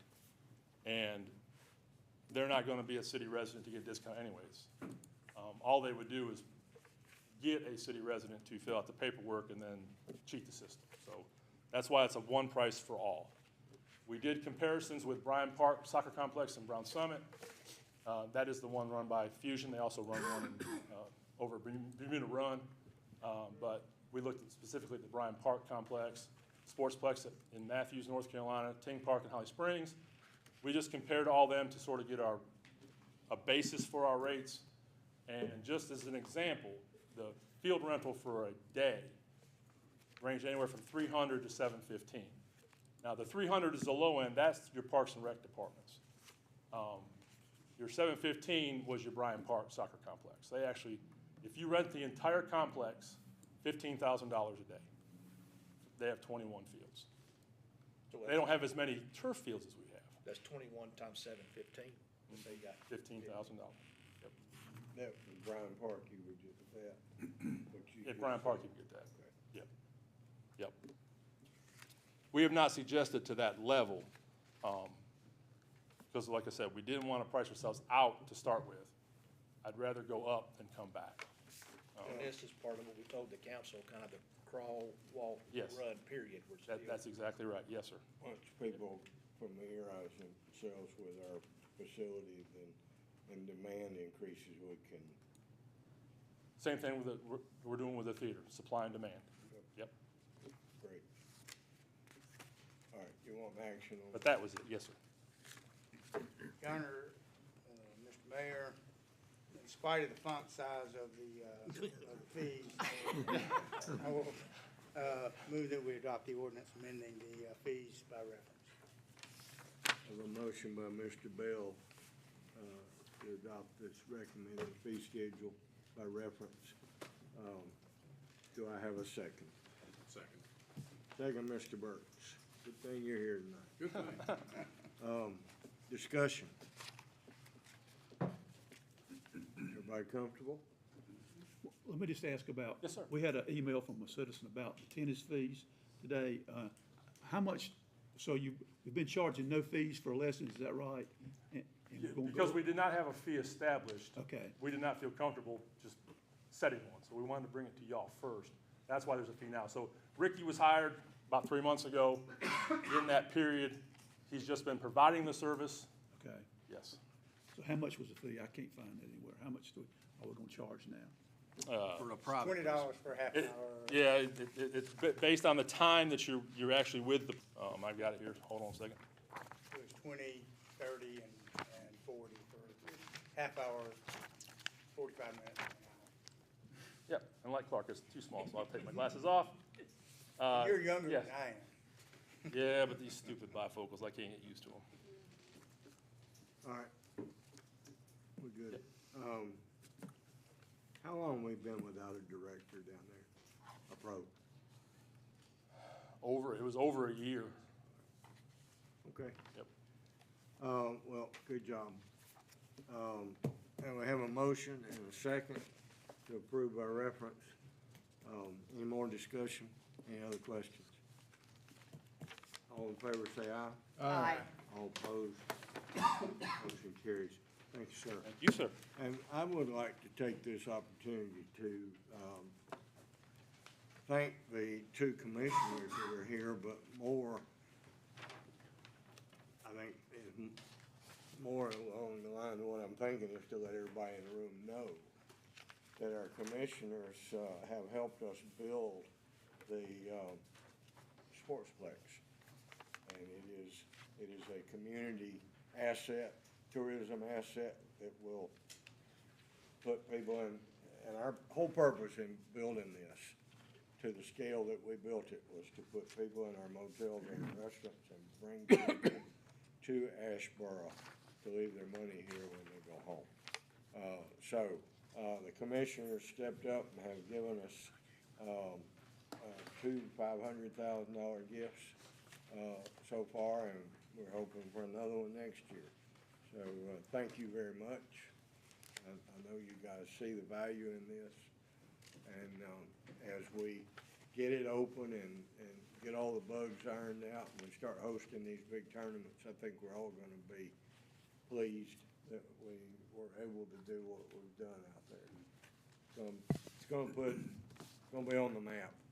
It already is. People are calling regularly for tournament dates, right? Oh, we've already got a list of 40 or 50 groups that are interested in coming here.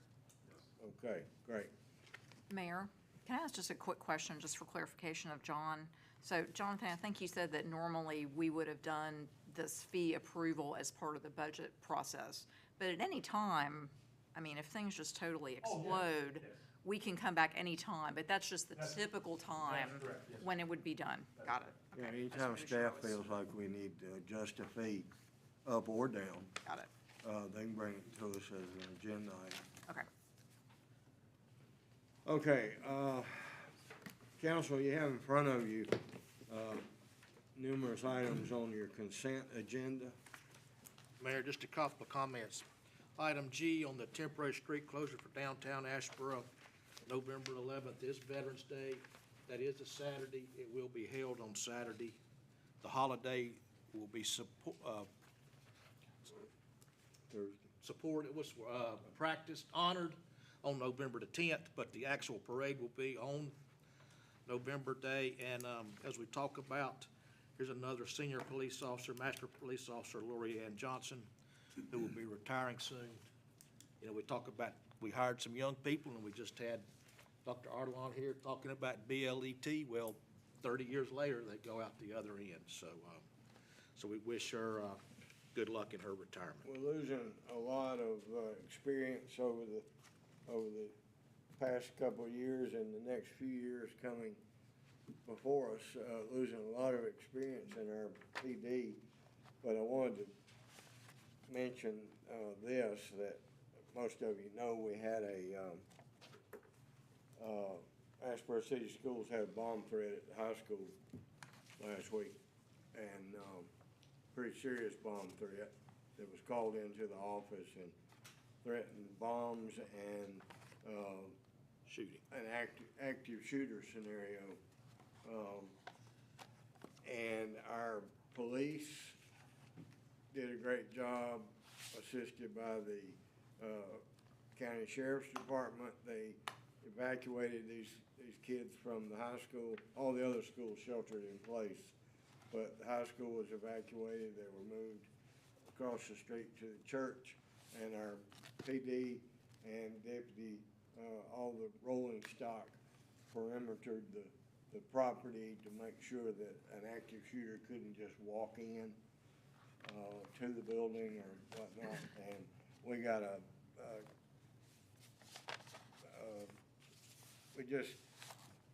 we heard from the school board member, superintendent that principal, everybody did athletic director. a fabulous job, that it was well under control all along. The kids were returned to the classroom and were allowed to go home at the appropriate time when school was out, and missed a day of instructions for the kids that were evacuated so they would have lunch. And school superintendent and the administrative staff over there were just tickled to death. So, Chief, I appreciate you guys doing what you did, and you did it well. Thank you. And the sheriff and his people did a great job also. And the fire department. Guilford County Sheriff and SHP. And they brought the bomb dogs from Guilford, bomb dog. Our fire department did a great job. Chief, thank you. If you have any idea what I'm saying, can you hear out there? All right. All right, moving on. Oh, Mayor, so we can get a motion to approve it. And then, yeah, we got sidetracked. Is there any other item on the consent agenda that you would like to remove for individual discussion or consideration? Okay, hearing none, I will accept a motion, entertain a motion to approve the consent agenda as presented. Mayor, I'll move we approve the consent agenda as presented. Have a motion by Ms. Heath. Do I have a second? Second, Mr. Burks. Again, thank you. Vacation, did you? It did well be for good. you? I didn't second in French, though. No doubt. All in favor, say aye. Aye. All opposed? Motion carries. Item 10, Trevor, you've got two issues under consideration for the next two public hearings. Item A, I'll open a legislative hearing on an application to rezone property on the north side of Sherwood Avenue, which is identified. Allow modification to previously approved residential same unit development.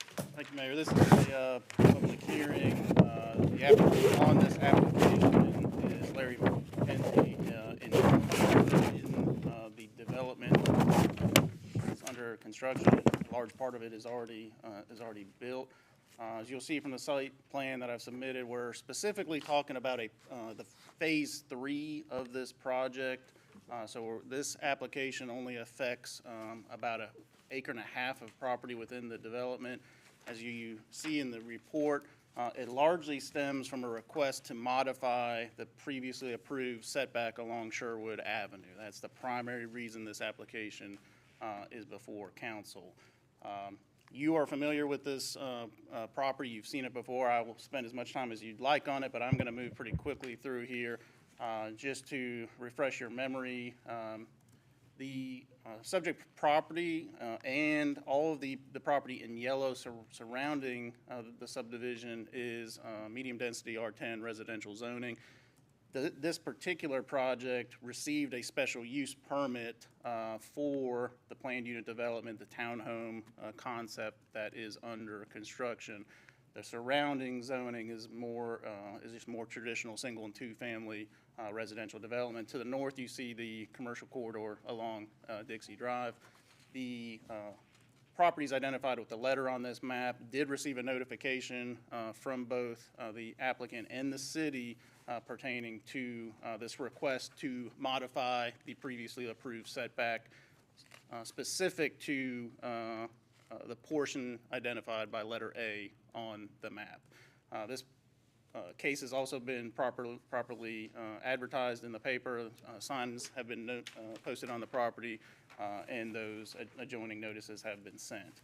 You can see the topographic map on the screen here. We're showing you the utility information that we possessed at the time that this map was produced.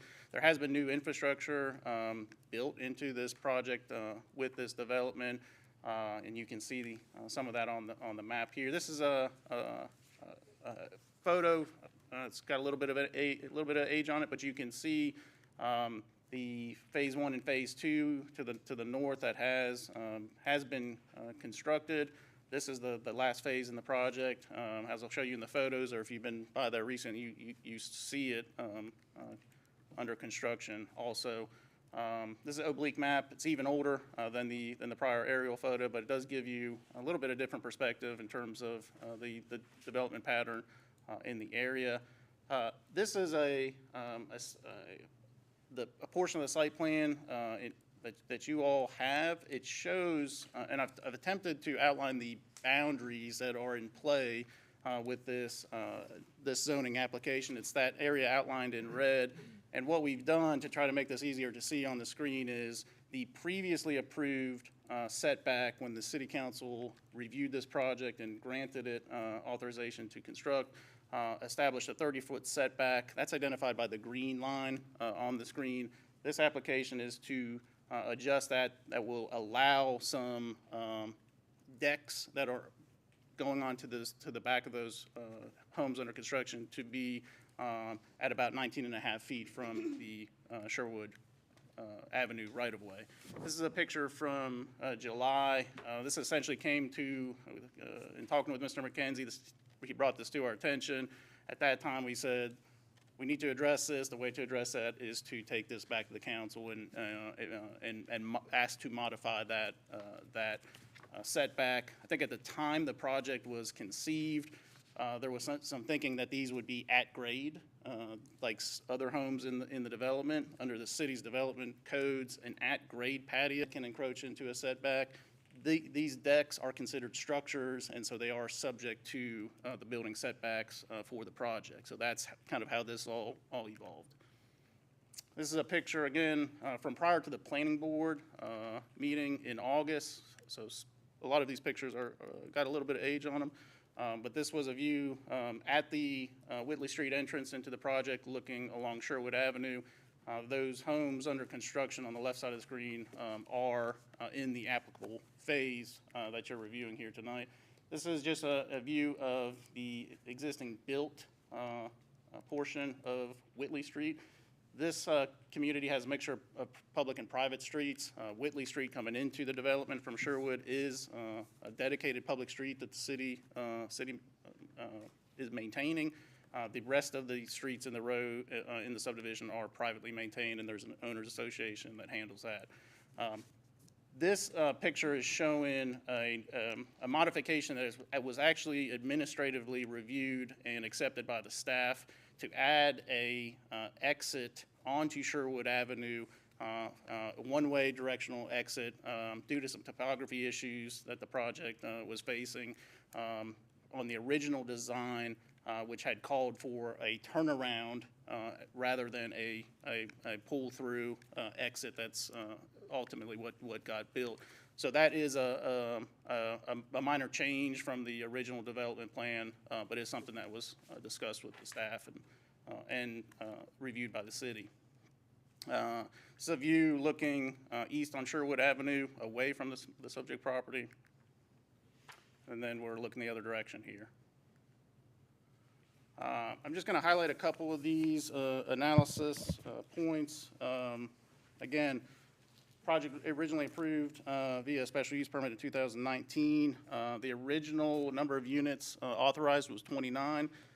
Due to some grade issues that I previously mentioned, that number is actually is expected to stop at 27, so it won't even build the maximum number that was authorized.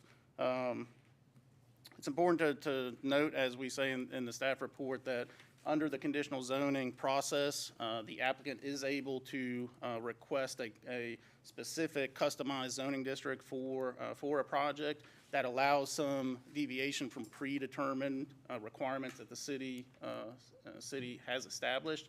In this case, that deviation is asking to change that setback from 30 feet to 19 and a half feet. It's important to note, and it was one question we had, that while the setback of 19 and a half feet is less than the 30-foot setback that's standard in the R10 district, the actual decks are approximately 40 feet from the actual edge of pavement of Sherwood to those structures. We also, in looking at this request, point out that based on available public information, there are homes on several nearby properties that have front setbacks also of less than 30 feet, which we think is important as we evaluate kind of consistency with the neighborhood for this application. As you look to the land development plan, this is consistent with the neighborhood residential designation. The property does have some areas of steep slopes. If you are getting off the interstate onto 64, you can kind of look and see the project in some of those slopes. That's what has led to a reduction of 2 units for the project, as well as some of these changes that have had to happen, which is not unusual. Otherwise, the project's consistent with the city's approval and the long-range plan. We have proposed some conditions just to ensure ongoing compliance with the city codes. As we typically do, we have shared these with Mr. McKenzie. I believe they are acceptable, but he can speak to that. Overall, we believe that this is a rational request to make in light of how the project has evolved. We point out that we do have several adjacent dwellings that are also not meeting the standard setback. And for those reasons articulated in the report and up on the screen, the staff recommends approval of this application. The planning board heard this case in August and provides a favorable recommendation, as well as they concurred with the staff's rationale. So I'll be happy to answer any questions. I can turn it over to Mr. McKenzie if there are none. Just 2 questions. Sure. I think you stated it, but I just want to make clear. We're talking about modifying the setback from the lot line, not the pavement of the road. Yes, sir. That's correct. And, but for the fact that it's above grade. I mean, you could put a 10 by 10 concrete pad there without Yep. any Yes, sir. action whatsoever. Correct. Thank you. Other questions? Thank you. This is a public hearing. Mr. McKenzie, would you like to speak?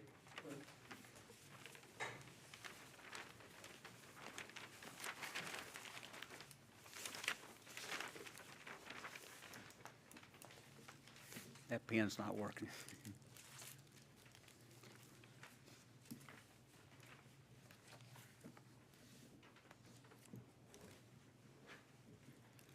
Mr. Mayor and Council, my name's Larry McKenzie, and I am the developer of this project. We've built a lot of townhomes, and we've learned a valuable lesson here that as long as the pad is concrete, you don't have a problem. But due to the contour of the land, we go out to build those wooden decks, and we discover that we have a problem. So that's why, through Trevor and John and the other people in his office, they come up with a plan to try to work it out, and I appreciate you hearing it, and I appreciate all of their help. But we will not be taking up any more ground than it would with a concrete patio. We just have to have it off the ground so you can, three to five steps to the ground. So if there's any questions, I'll be glad to answer. The conditions as proposed amenable to you? You accept the Yes. proposed conditions? Yes. Okay, thank you. Thank you, sir. Anyone else in the room that would like to address council on this request? All right, we'll move to the deliberative phase, and Do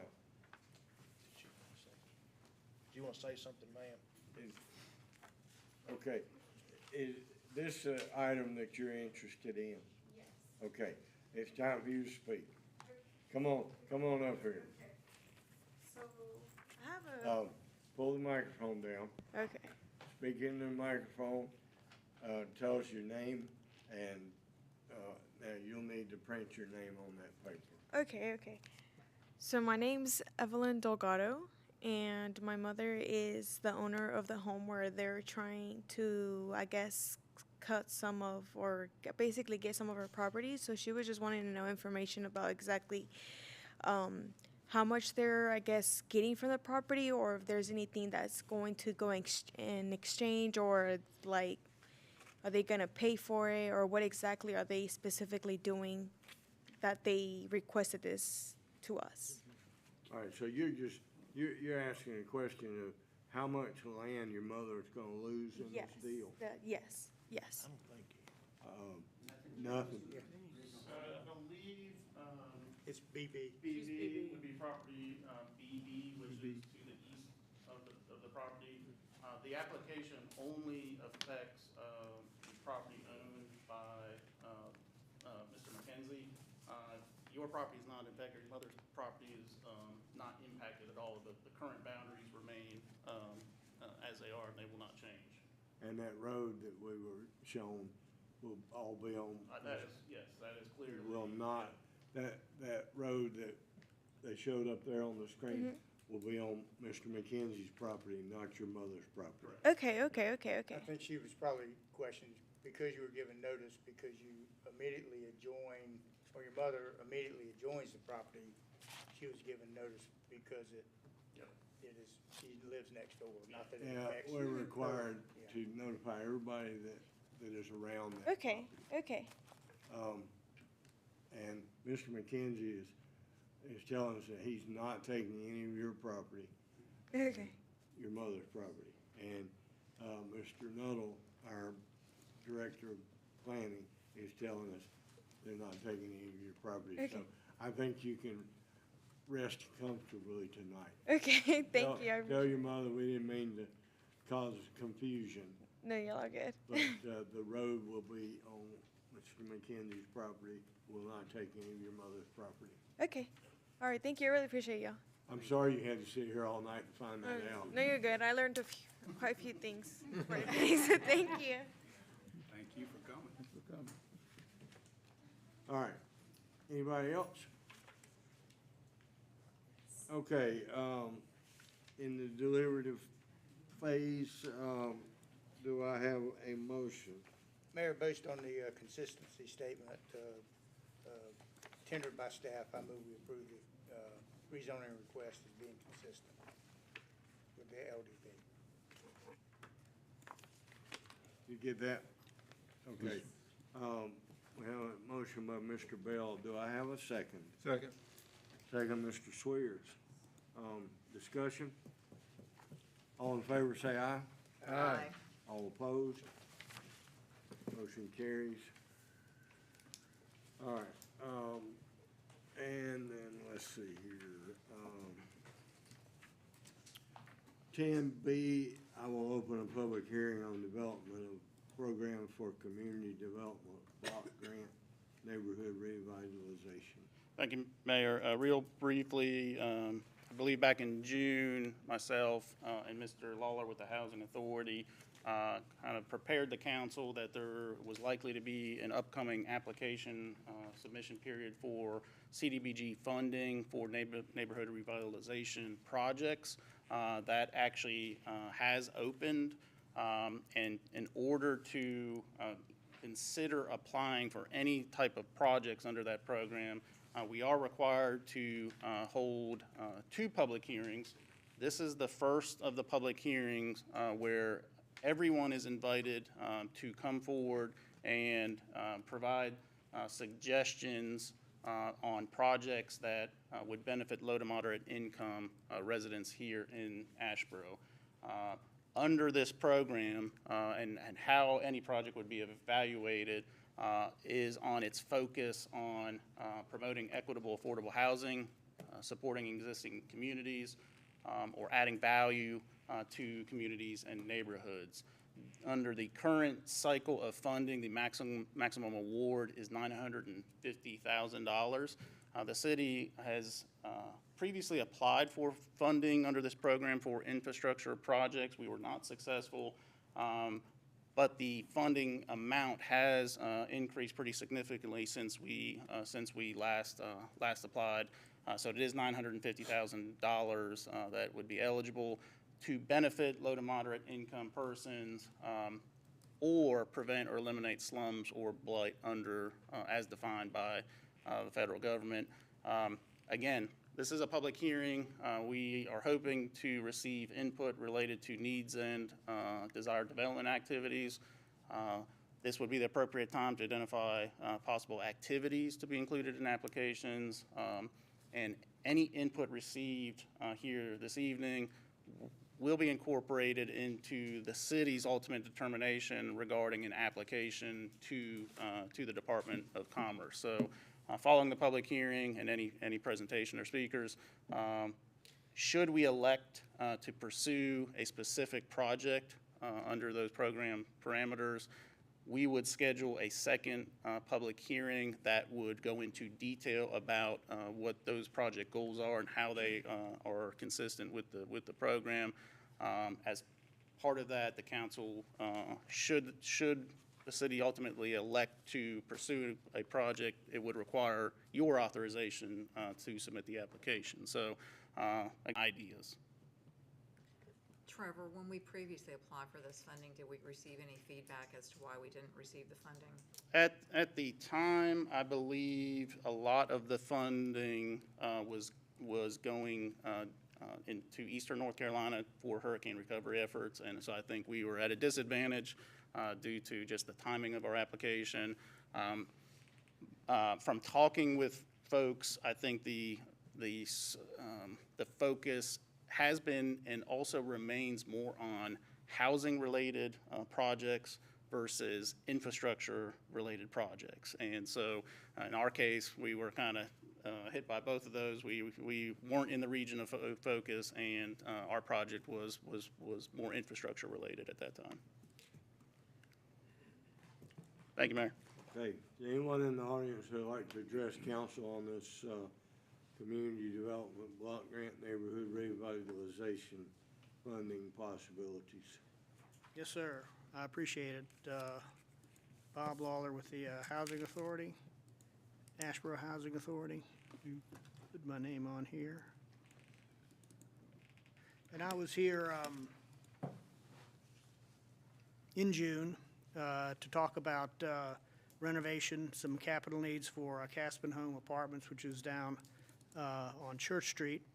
And the board, the Housing Authority Board of Commissioners, and the Wayman Homes Board of Directors. Wayman Homes owns, and I'll talk about that a little bit more, owns Caspin Homes, has authorized me to talk to the city council about a block grant application. We do not, the Housing Authority does not qualify to apply for block grants. It's for municipalities and counties. And that's, as Trevor said, if an application was put in, it would have to be approved and submitted by the city. If we do that, the Housing Authority or Wayman Homes would manage the application costs and the cost of the planning for the development of any plans and information. Caspin Homes was built in 1998. It was a tax credit project, and we received the project, which was independent, received a $950,000 what's called a rental production program loan for 20 years. That loan is due this month. We borrowed $950,000, and we owe $638,000 after 20 years. We pay $1,800 a month.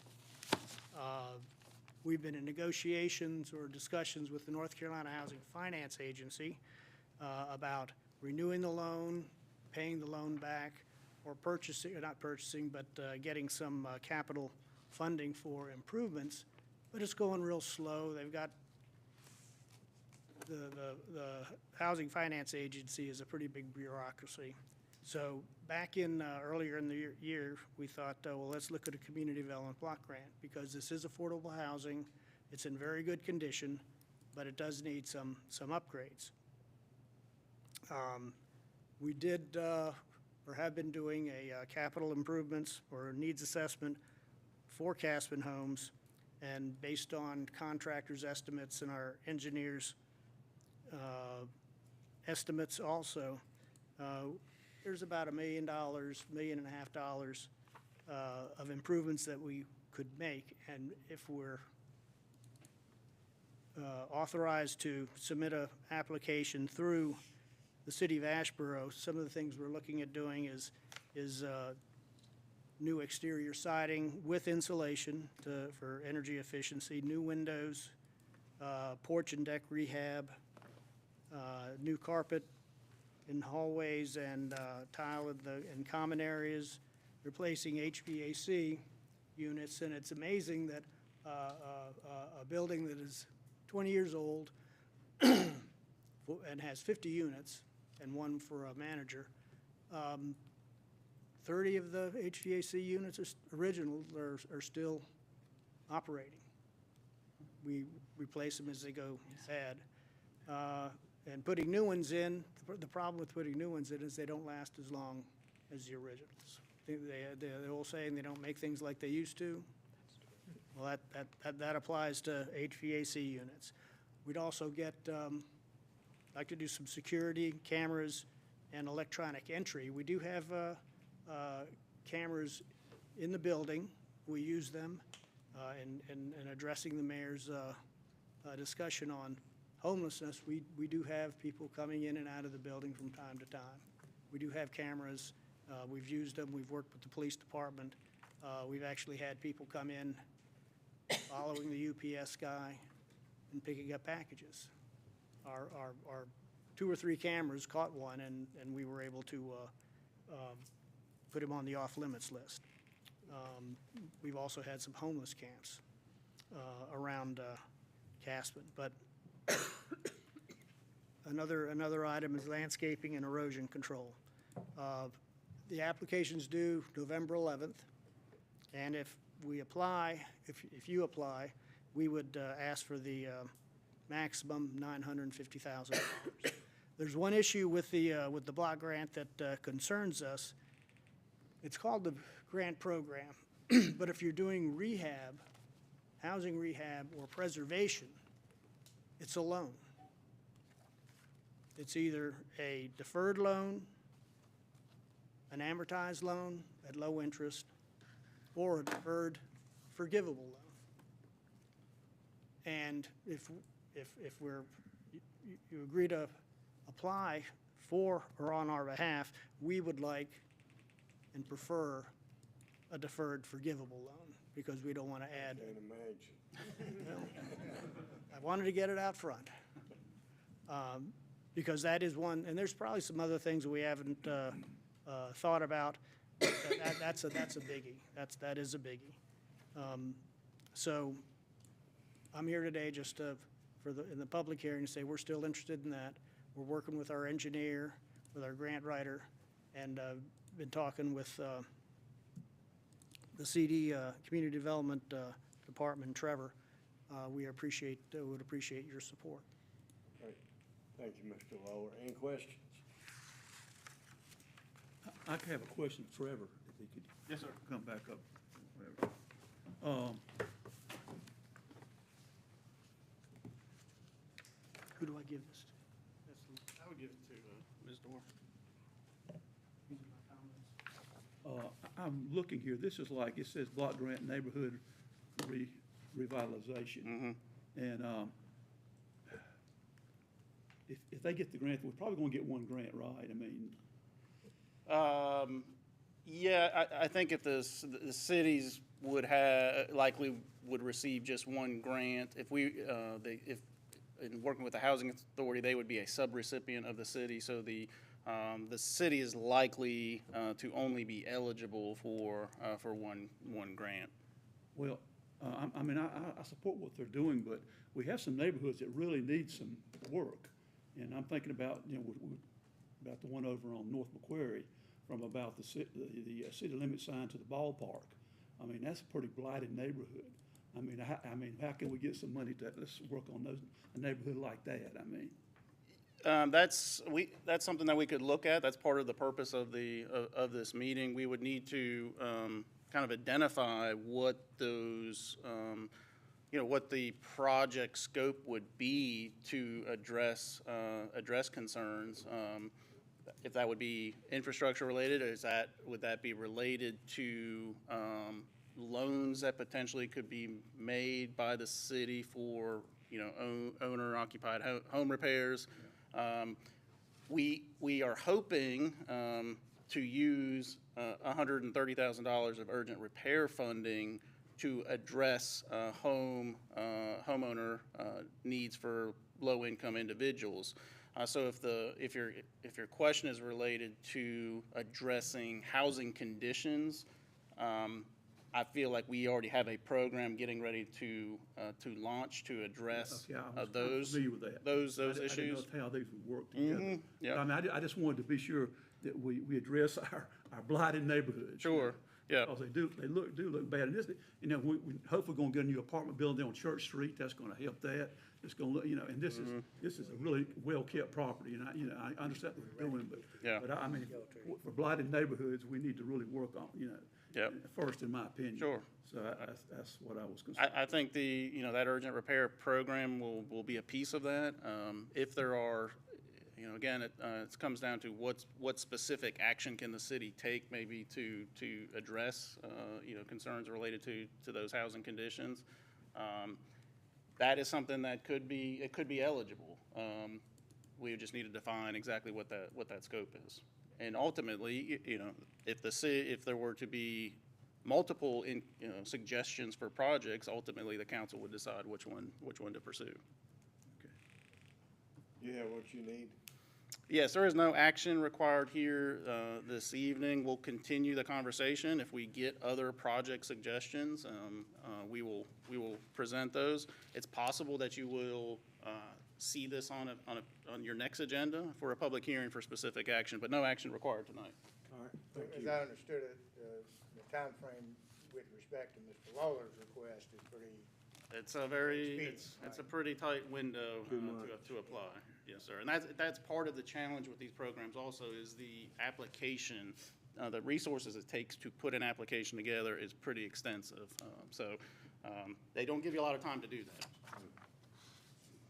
Okay, item 11, proposed Trade Street renovations. Who's gonna cover that?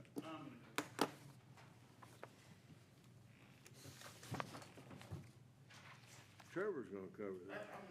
Let's go. This is the shortest, I think, hopefully, of my items here this evening. Oh, goodness. We continue the trade street renovation designs. Ms. Corder mentioned it in an earlier conversation. That is progressing. I think it's quite possible we will give you a formal update on that project at your meeting next month. But as a part of that project moving forward, we've asked our consultant, the Wooten Company, to consider providing more direct assistance related to undergrounding power, which is a big part of this project. And that's a suggestion that our own people brought to the Wooten Company and said, we think we're going to need some additional services related to after power's underground and how are we reserving all of these property owners.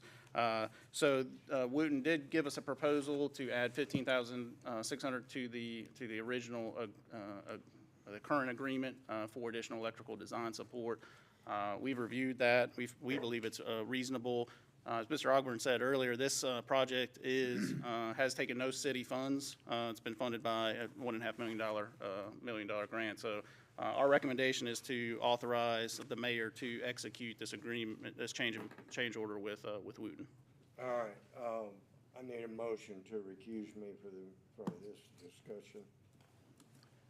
And when you make that motion, you could go ahead and include appointing Mr. Burks to be the presiding officer. And that's just out of an abundance, so while we're dealing with that, if we're going to recuse him from consideration, do we also need to recuse him from signing the change order and make that for someone else? Excellent point, yes. It would, if the recusal is approved, then when you get to the actual motion, we need to authorize the city manager to execute that.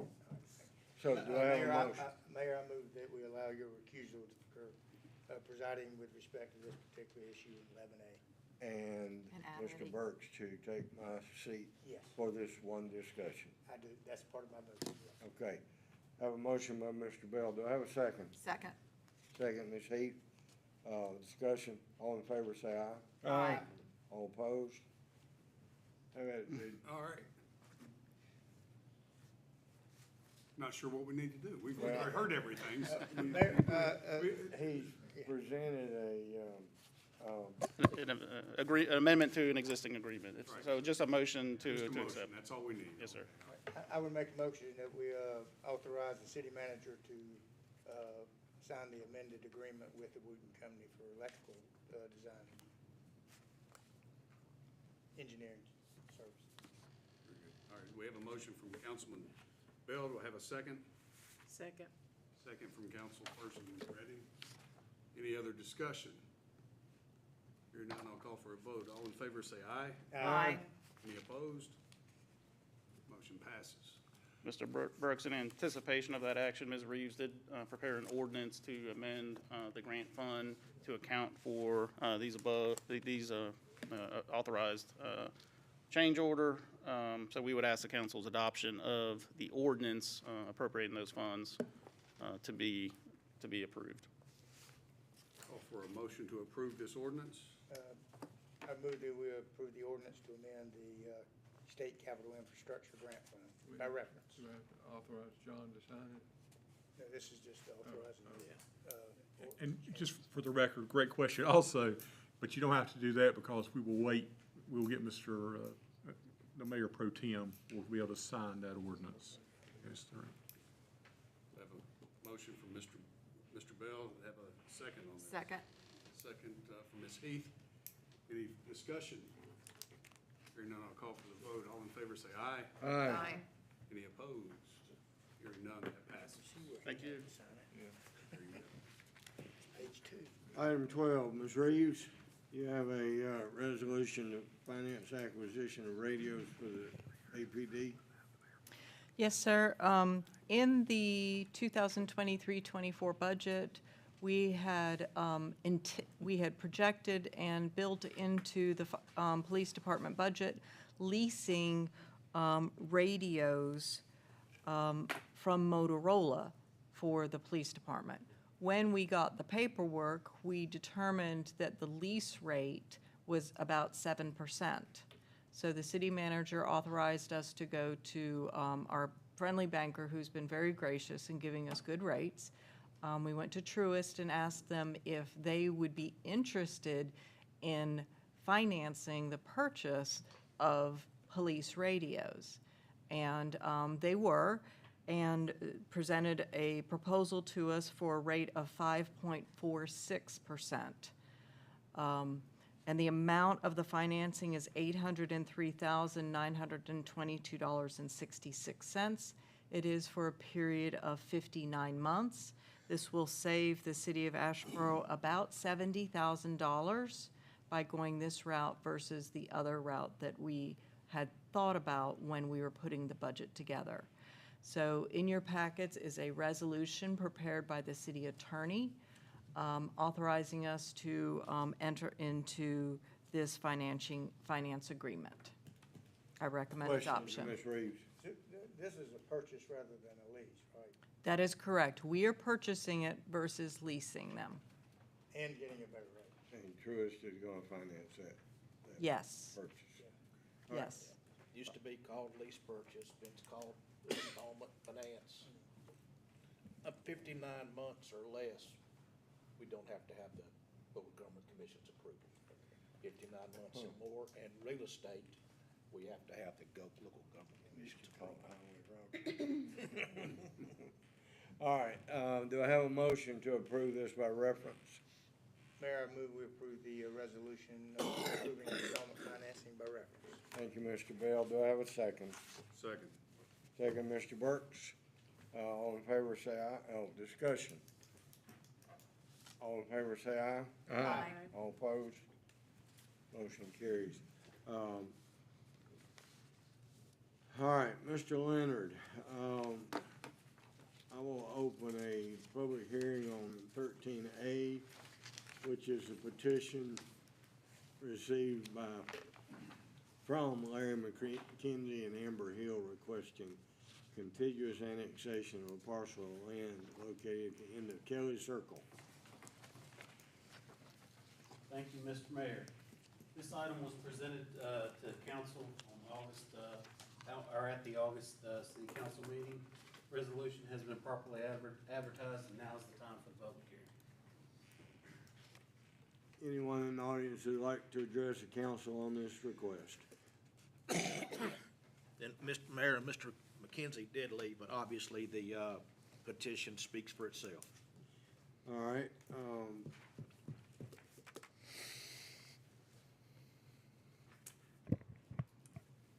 do I need, You can I just need a motion to, accept the ordinance. approve accept the ordinance to extend the corporate limits of the city of Asheboro. Mayor, I move we adopt the ordinance extending city limits by reference. Have a motion by Mr. Bell. May I have a second? Second. Second, Ms. Heath. Discussion? All in favor, say aye. Aye. All opposed? 12A is approved. 13A is approved, I'm sorry. 13B is a petition received from Alexander Lucas and Darren Lucas requesting contiguous annexation of a parcel of land along WW Road. Thank you, Mr. Mayor. This is for 1.112 acres. This item was also presented at the August city council meeting. The resolution has been properly advertised, and now it's time for the public hearing. Is anyone in the audience that would like, is there anyone in the audience besides staff and reporters? Is there anyone in the audience like to address council on this request? If you don't mind, Mr. Mayor, I'll just comment. You might notice, looking at the ordinance versus what was just talked about on the petition, the difference in the acreage. That difference comes because the ordinance uses the meets and bounds description to fill in public right-of-way. So in this particular one, the city limits cut through part of the street, And in order to close that in and not keep a gap, it extends beyond what's actually in the parcel and picks up that vacant area that's controlled by the Department of Transportation. So that's why you will see a slightly larger number on the annexation ordinance itself. Also, Jeff, I noticed that there are 2 blanks, and it's obviously to fill in the plat book and page. Do we need to address that in the motion? No, sir. That's simply to get us permission to say that you know we're going to fill it in and put you on notice, because the Secretary of State's office likes for us to put in where the annexation plat is recorded at when they get the ordinance. But the problem I encounter is it's not proper to record the plat before the city council has actually acted. So the compromise we've come up with is I put the description, you see the blanks, you know we're going to fill that in tomorrow or as soon as we can. The plat will get recorded. They'll tell us the book and page number. We'll fill in the blank, and then we'll record the ordinance itself. So, But it doesn't need to be addressed. great question, but yes. We feel like we covered it, but just let you know it's there. Mayor, I move we adopt the ordinance extending corporate city limits by the approximately 1.175 acres by reference. I have a motion by Mr. Bell. Do I have a second? Second. Second, Mr. Swears. Discussion? All in favor, say aye. Aye. All opposed? Everybody's got their own set of rules. Item 13B was approved. Item 14, Zoo City Sportsplex. Item A, Mr. Leonard will request approval of a change order number 9. Go ahead, sir. Thank you, Mr. Mayor, Council. You have in your packets change order request number 9 from Terry Tucker, Terry's Plumbing and Utilities, between the City of Asheboro and Terry's Plumbing and Utilities. This work includes the items that were discussed as possible needs during our last on-site visit to the Zoo City Sportsplex on August 29th, last Tuesday, or Tuesday before last, and include the addition of approximately 110 parking spaces adjacent to Field 1. And that area is shown here. This is between Field 1 and Old Cox Road and Zoo Parkway. And also with the addition of a recreation office building. The total increase to the contract would be for $430,250. And this is we had a misprint on the agenda, but it's for a 2,200 square foot cultural and recreation office building. And with the extension of and he's also requesting an extension of the contract of 180 days. And this is the floor plan for that building. And we also have some additional elevations as well. I'll be happy to answer any questions, and if there are none, staff recommends approval. Will we be doing any of the finished work on this building? I believe so, yes, sir. Jimmy's got it. Some of it, yes, sir. The floor and the ceiling and the paint. Yes, sir. Now, at our site meeting last week, we talked about the need for this, and Jonathan mentioned already he's had 40-some groups want to rent it. And I'm stunned that there's that much asphalt out there, but we don't have enough parking, so Another 110 spots going a long way. But we're also condensed into two parking lots right at the moment. That's correct.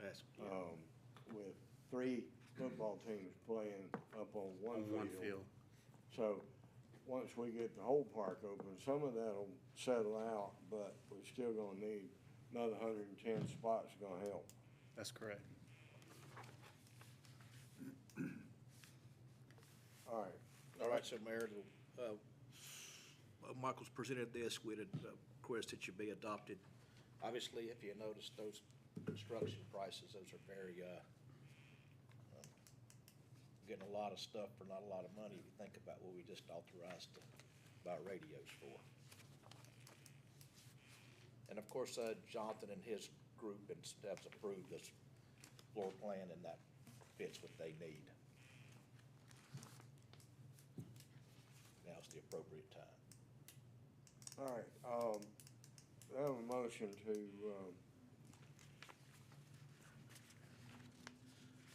Approve the change order. approve this, change order number 9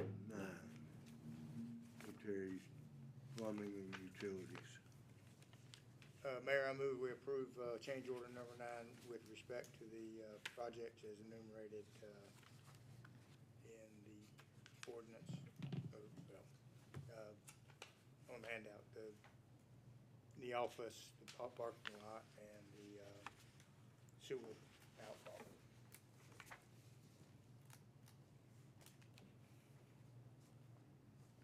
Let me just say on this, I just think we need to get what we're going out there, get it all paved, and I don't want to, and we just wait on this building when we see what kind of funds we're gonna be getting in, what kind of revenue we're gonna be taking in, and then we, because I think there's some buildings up at the top of the hill they could probably use until then.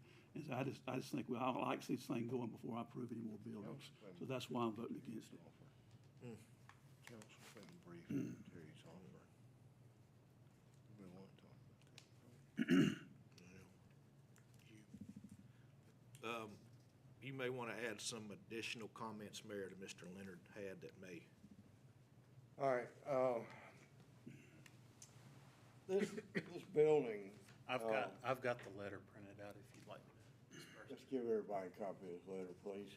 I had it copied, when we were down at Sportsplex last week, but because it rained and we didn't talk about it, I didn't pass it out.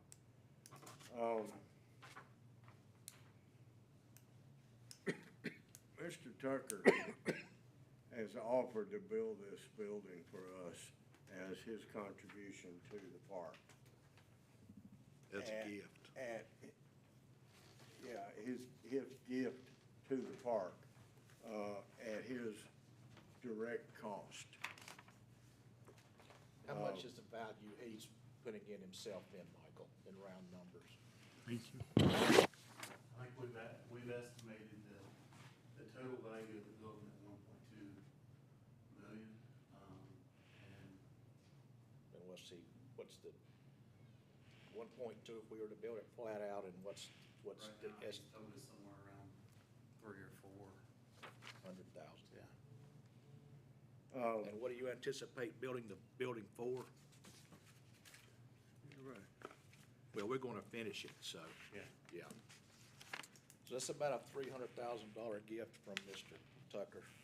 I don't think he wanted that too public, but it's a substantial gift. And we do need it to manage the park. We'll get started before that, but we do need to. Well, yeah, the top, A number on your, change order there is 288.5. That's direct cost, that's his estimated direct cost on the building alone for a $1.2 million building. That's correct. Now, Mr. Tucker wrote this letter that, Michael just passed out. Everybody get one? I'd like for you to take a minute to read that. Yeah, we can wait to build this building, and I am one of the people that early on thought we should wait to build anything else and not spend any more money. But we won't build $1.2 million building for $300,000. Now, we'll finish the insides, the suspended ceiling, the epoxy floor, the wall paintings, you know, the wall coverings and whatnot. But still, we're gonna get a bargain, and We'll put less than 100,000. yeah, Jimmy's guys will do that, once he gets the shell put up and the roof on it. We actually have enough block, split face block from the other buildings left over to do this. That's what we've been told, yes, sir. We believe we do. So, It's a substantial gift.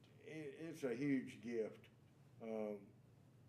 from that standpoint, and if we decide not to do it, there's a good chance we won't ever be able to afford it, going forward, but we're gonna have 2, if not 3, full-time employees down there anyway.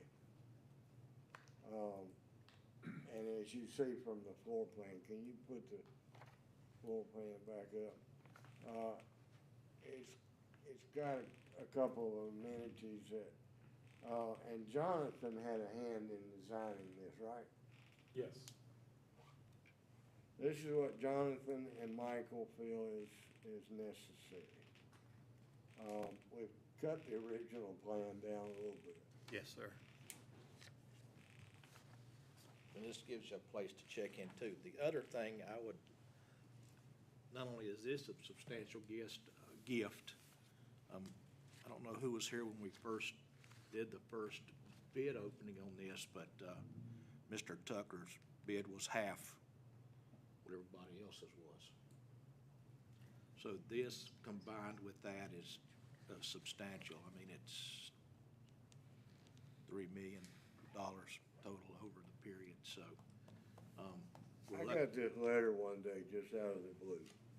Terry sat down and wrote this letter to me, and we've been waiting for the appropriate time to share it with you guys. And we were gonna do that last week at the meeting when it started raining, and we never got up to the site to talk about this building.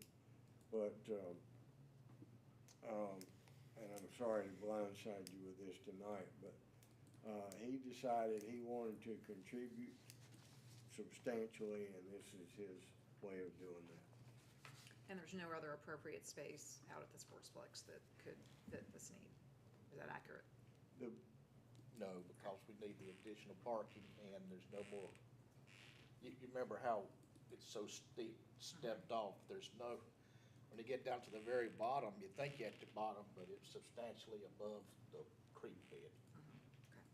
And up on the hill there where we have our maintenance building, and we've added a shed to that, or an addition to that for the, equipment, additional equipment, and another addition to that for the fire department, off-road vehicle. And the police one. And the police off-road vehicle. So, those buildings are taken up.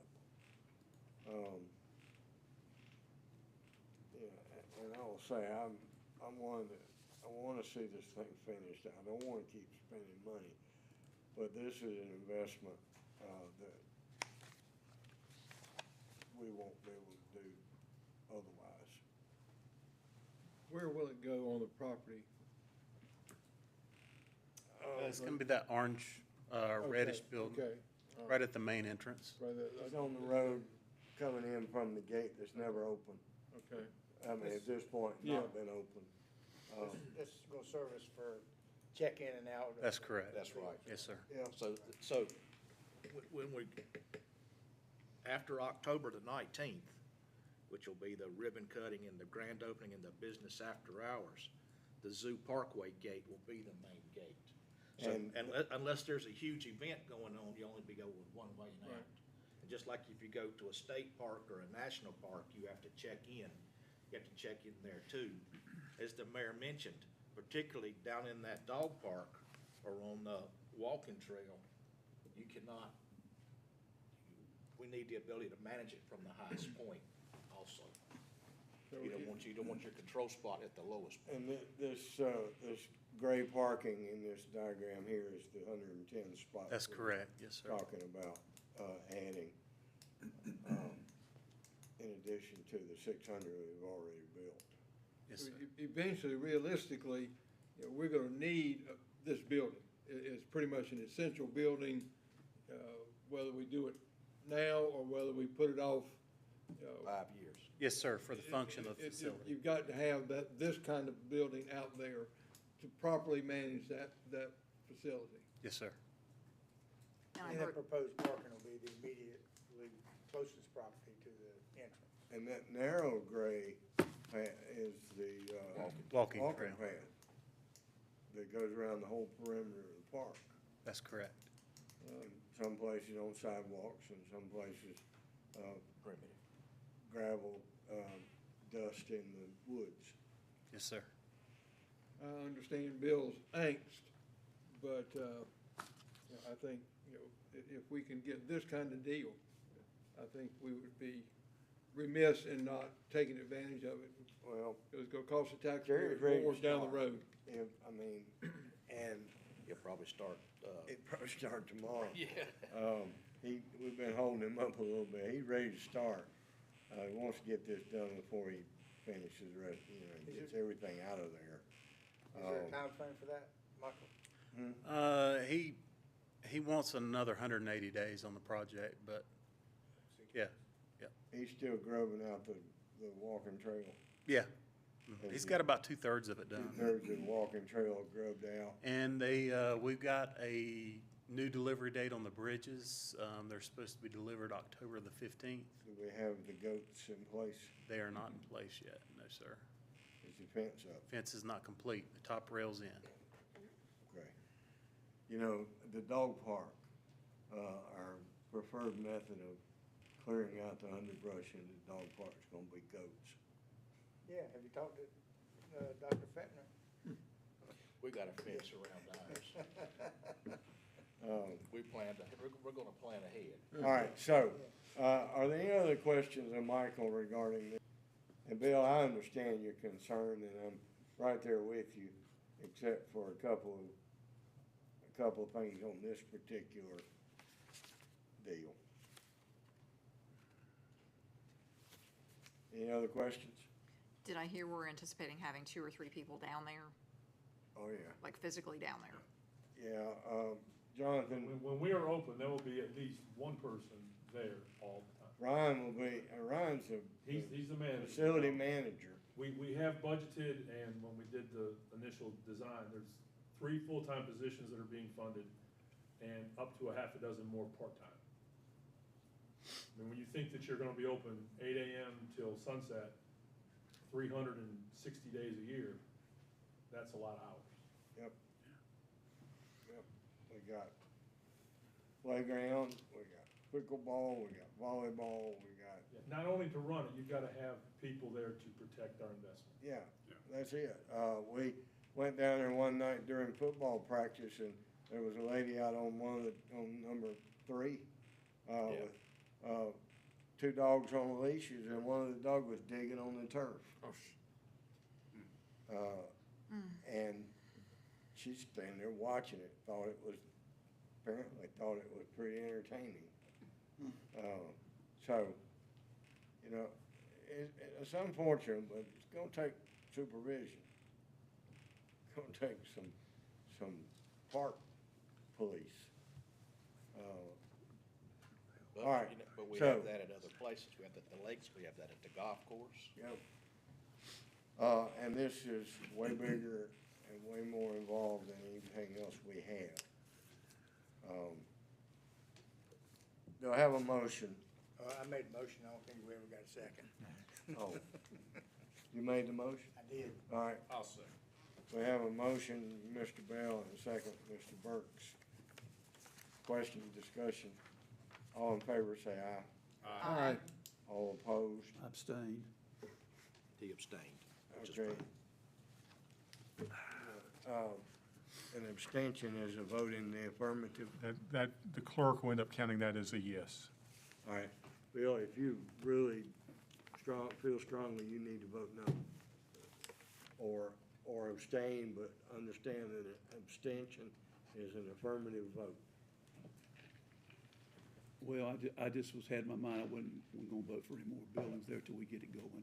So I'd rather just abstain and, you know. Okay. Since of course, I didn't know about the letter and the other stuff. Well, and there again, I was planning to pass it out the other night when it started raining, and we didn't get up the hill to talk about it. We were gonna ride everybody up the hill to see the site, talk about the 110 additional parking spots and all of that. So I'm sorry, Bill, I didn't mean to That's okay. to ambush you. All right, Mr. Roney, Excuse me. you wore a tie for us tonight. Oh, I'm sorry. Finance Director Deborah Reeves will present a budget ordinance and project funds. Somebody's gotta pay for Yep. this. Not that I'm excited to present this. Obviously, we're Yeah, spending money. you're in that camp, aren't you? Well, but Some of us gotta this, be. there will be 3 budget ordinances that are impacted or will need to be adopted for the funding of this. And the reason is because some of the description relates to water sewer activities, so I can use the water sewer fund to pay for that, and some relate to general fund activities, most to general fund, and so I'd be using general fund balance for that. But by doing it this way, I can save the fund balance by just a little bit. So your first ordinance is an ordinance to amend the general fund, and that's for the $288,500 for the shell only for the recreation facility, the $110,000 for the asphalt parking and the sidewalk. And I'll note that in the change order, it says that this does not include the cost of ABC stone and concrete flat work that will be needed for the asphalt parking lot and the concrete sidewalk. So what is not on the side that, whatever Michael referenced, will come back to us as a cost unless it is something that Terry is absorbing in his gift to us. And I don't have information on that, but that information is what was in the change order itself, so I wanted to present that to you. So the first ordinance to amend that I recommend adoption by reference is for ordinance to amend the general fund for $398,500. So this would be the appropriate time to vote on that.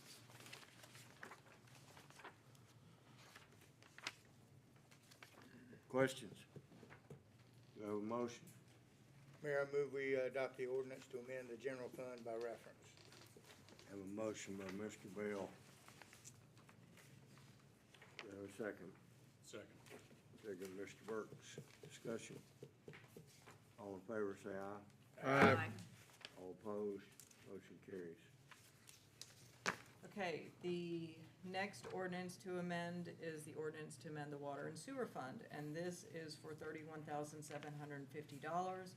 This is for the part of change order that relates to the water and sewer activities that are necessary for the new restroom at field number 2. I recommend adoption by reference for adoption of reference for the water and sewer fund ordinance to amend in the amount of $31,750.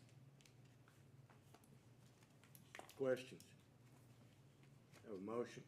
Mayor, I'll move we approve this ordinance to amend the water and sewer fund by reference. Have a motion by Ms. Heath. Do I have a second? Second. Second, Ms. Redding. All in Discussion. All in favor, say aye. Aye. All opposed, like sign. Motion carries.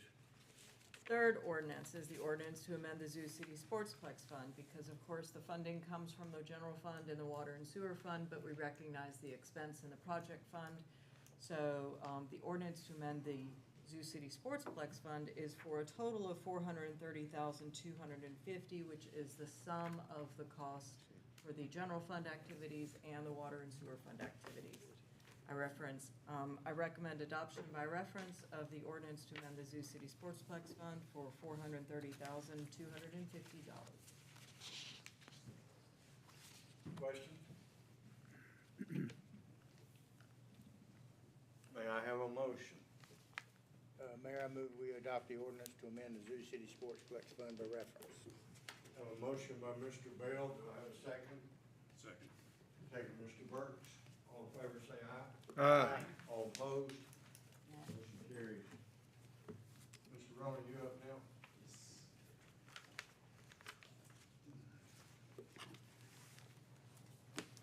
Mayor's like a judge, he takes his own breath and everybody. Good evening. I'll try to be as brief as possible tonight. Item 15A is a resolution authorizing application for a state grant loan for the Lake Lucas Dam intake project. Yes, here I am again. Department of Environmental Quality, Division of Water Infrastructure's funding is spring and fall. And the fall applications for funding is due October 2nd. So we're fastly approaching that deadline. Just a history of the project. Remember, we applied for funding first in the spring of 2022, did not receive the funding. Let that application roll over into the fall application. We did not get the funding then. Reapplied in the spring of 2023, were not approved. That we have actually consulted, our consultant is here tonight with Freeze and Nichols, and we have selected them through the proper RFQ process to do this project for us, but we haven't signed a professional service agreement with them yet because there is no funding. As soon as we get the funding, we'll get the project started. But once again, we just didn't score well enough. DEQ has agreed to sit down with staff and the consultants to work on our application to see if we can score a little higher and possibly get some funding this fall process. Once again, it's just work for us. It doesn't cost us anything, so why not go for the money? Did we get any feedback on the previous application? Actually, they do get feedback, and it's they're just other projects that score better. We have a checklist of you get points for this, this, this, and this, and the project just doesn't meet those qualifications. Got it. That's it. So just to let you know, when we apply for this, there's a checklist of things we have to submit in the application. This resolution is just one of those. Ms. Reeves and I work on several financial forms we have to submit. This resolution is just you as the governing board saying, yes, we understand we're applying for this. Yes, we understand if we receive the funding, it's either principal forgiveness, we don't know anything, or in this case, it's going to be SRF low interest loan. We are required to make payments when the project's done. So you're aware of that. Other things in there, you're committing to say that, yes, we understand that this is infrastructure.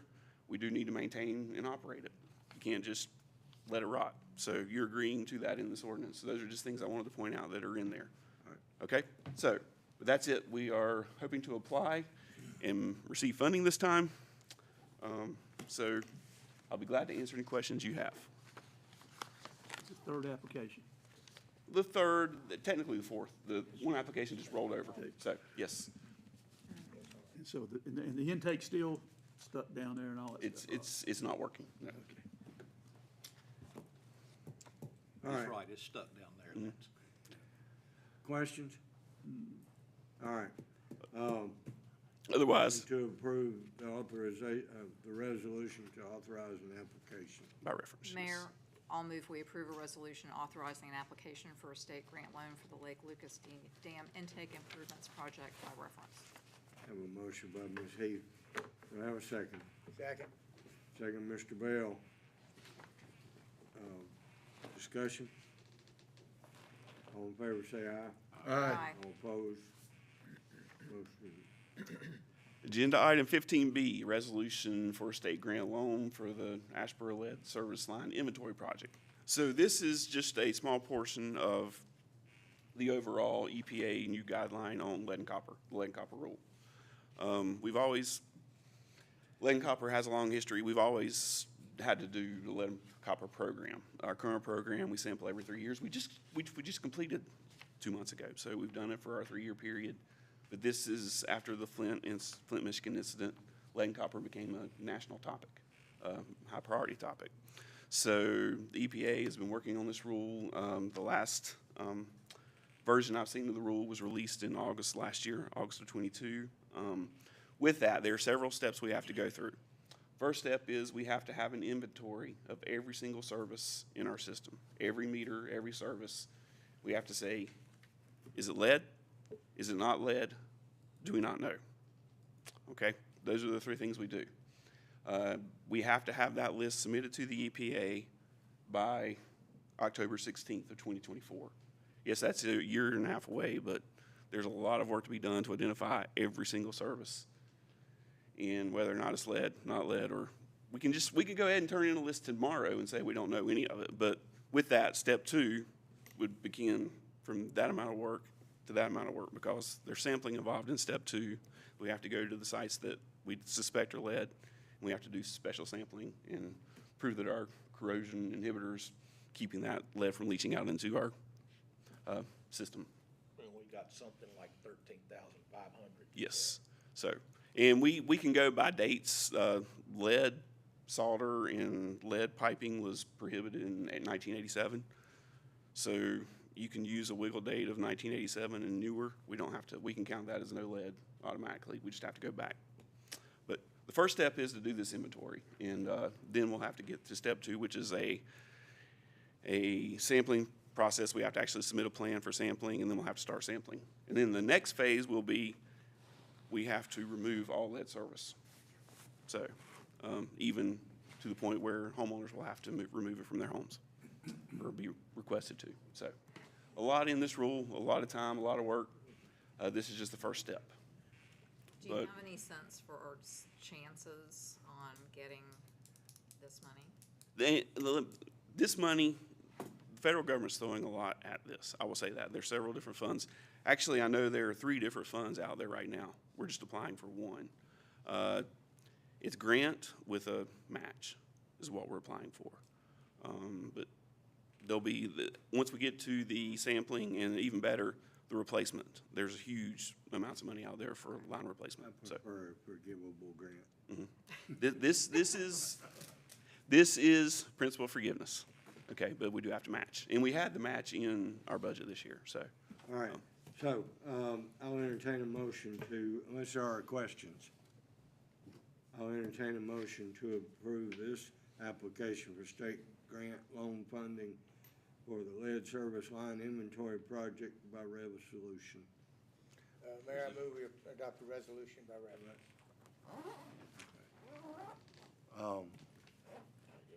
Have Mr. Bell, do I have a second? Second, Mr. Burks. Discussion? All in favor say aye. Aye. All opposed? Item 15B is approved. Item C, another resolution for another grant. This one's brand new. I just found out of it about 2 weeks ago. It's a whole new pot of money, a different federal fund. But just a little history here. You've heard of Gen X, PFAS, PFOA, all those forever chemicals. The water plant, we have to do what we call unregulated contaminant monitoring once every 3 to 5 years. I've done 2 already in my tenure in this position since 2004. We have another round of that coming next year. Some of these were identified in the 2015 sampling. We had to sample for those. We did that sampling then, no detects. The state public water supply asked us to volunteer to do some sampling last fall, August, October, November. We had some positive hits. So we now have concern enough that we think we need to start studying for potential treatment upgrade at the water plant to address these emerging compounds. Once again, it's just a study. EPA hasn't finalized, well, they finalized the rule, but there's not even an approved test method for these compounds yet.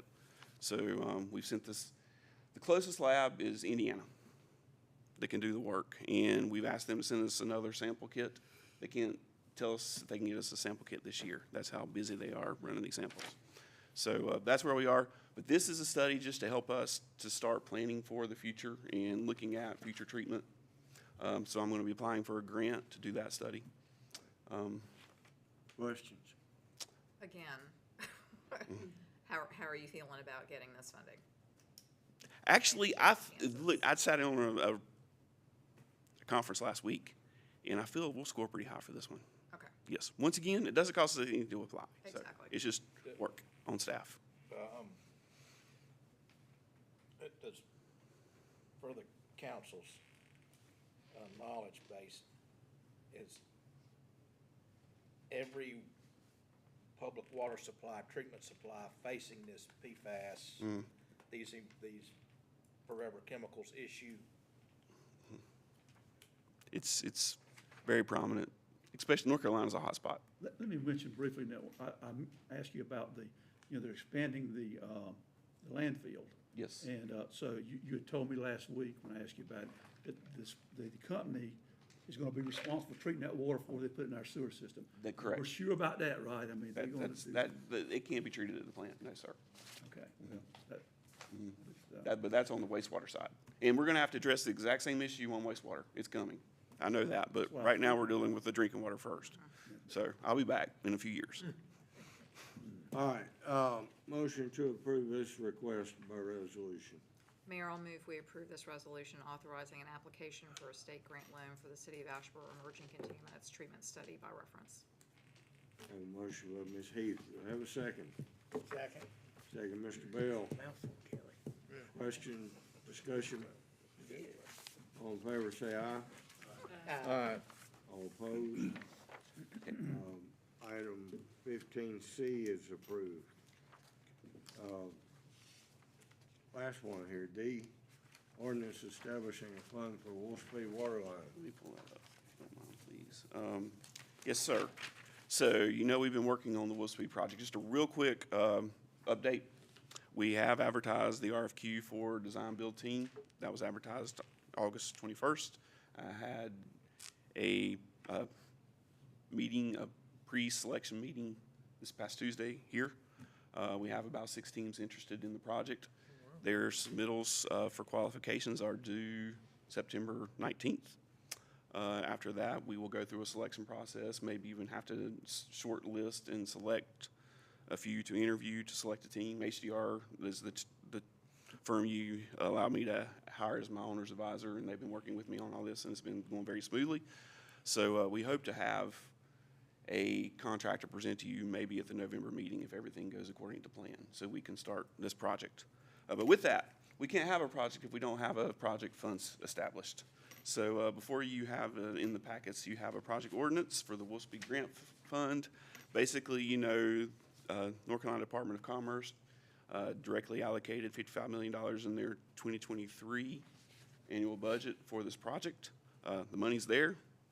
We need to establish a project fund so we can have revenues and then have expenses associated with that. So the ordinance lists the revenues as $55 million as a grant from the state, and then there are some estimated expenses there, totaling $55 million.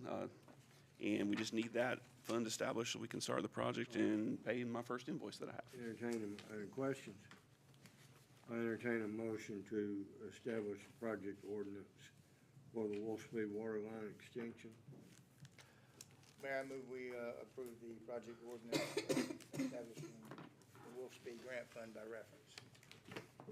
I will add one thing. I did have a conversation with the Department of Commerce last week, and they are ready to start paying. They've given us the reimbursement submittal form, so we're ready to go. So it's all looking good. They even said they would work on giving me some advances, so. Do they realize that $55 million is not gonna pay for this? We haven't approached that yet. We'll see. Let's start negotiating with the design build team, because here we are. All right. I'll second. We got a motion by Mr. Bell and a second by Mr. Burks. Questions? Discussion? All in favor, say aye. Aye. All opposed?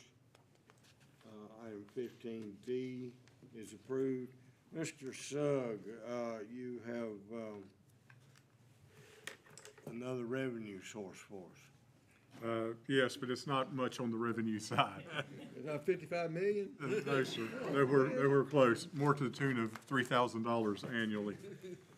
This truly is, as I've had the discussions with the attorneys for the Randolph County Board of Education, this truly is an example of the city council just wanting to work with the county schools and continuing to provide them with a location from which they can try to have contact with the buses.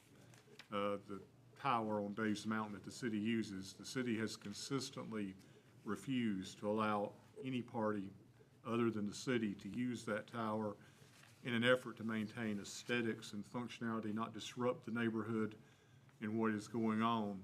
The one exception that was made in 2013 was for a compelling reason to help with the ability of the county schools to have contact with their buses. That's an ideal location. We share the same vendor that maintains the tower for the city's communications equipment as maintains it for the county schools. So the agreement in front of you, simply that agreement, we can't go more than 10 years on a lease without it being treated as the sale of property. So the 2013 agreement has now expired. This is a new agreement for 10 years. It'll take us to 2033. It's the exact same material terms and conditions, except for just updating it to be 10 years, including that the rental amount is the same.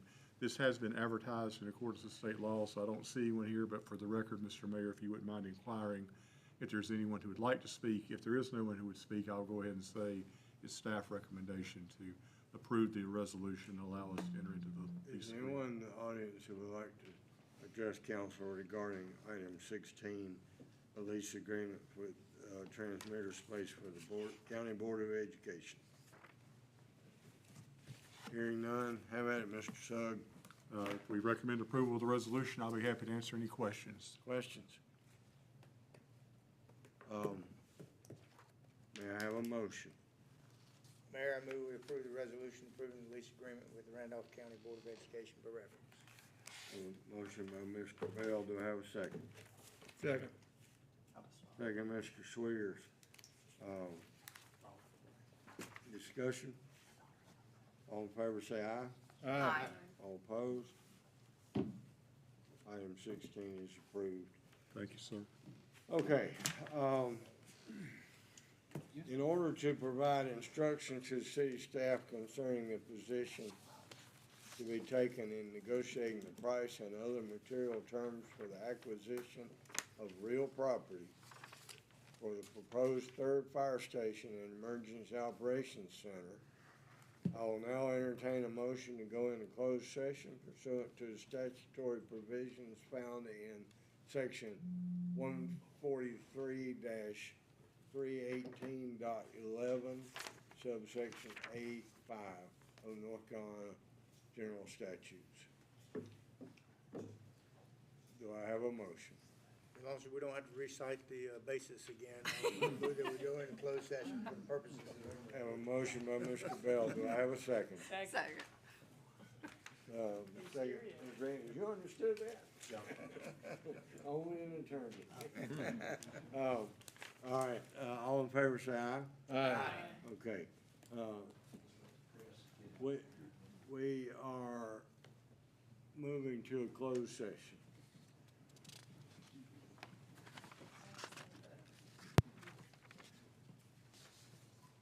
And we will come back, and just for the record, we Yeah, will come back in open We will session. come back, but it could be, it's not worth waiting for. I wish I could, but no. We won't take any action.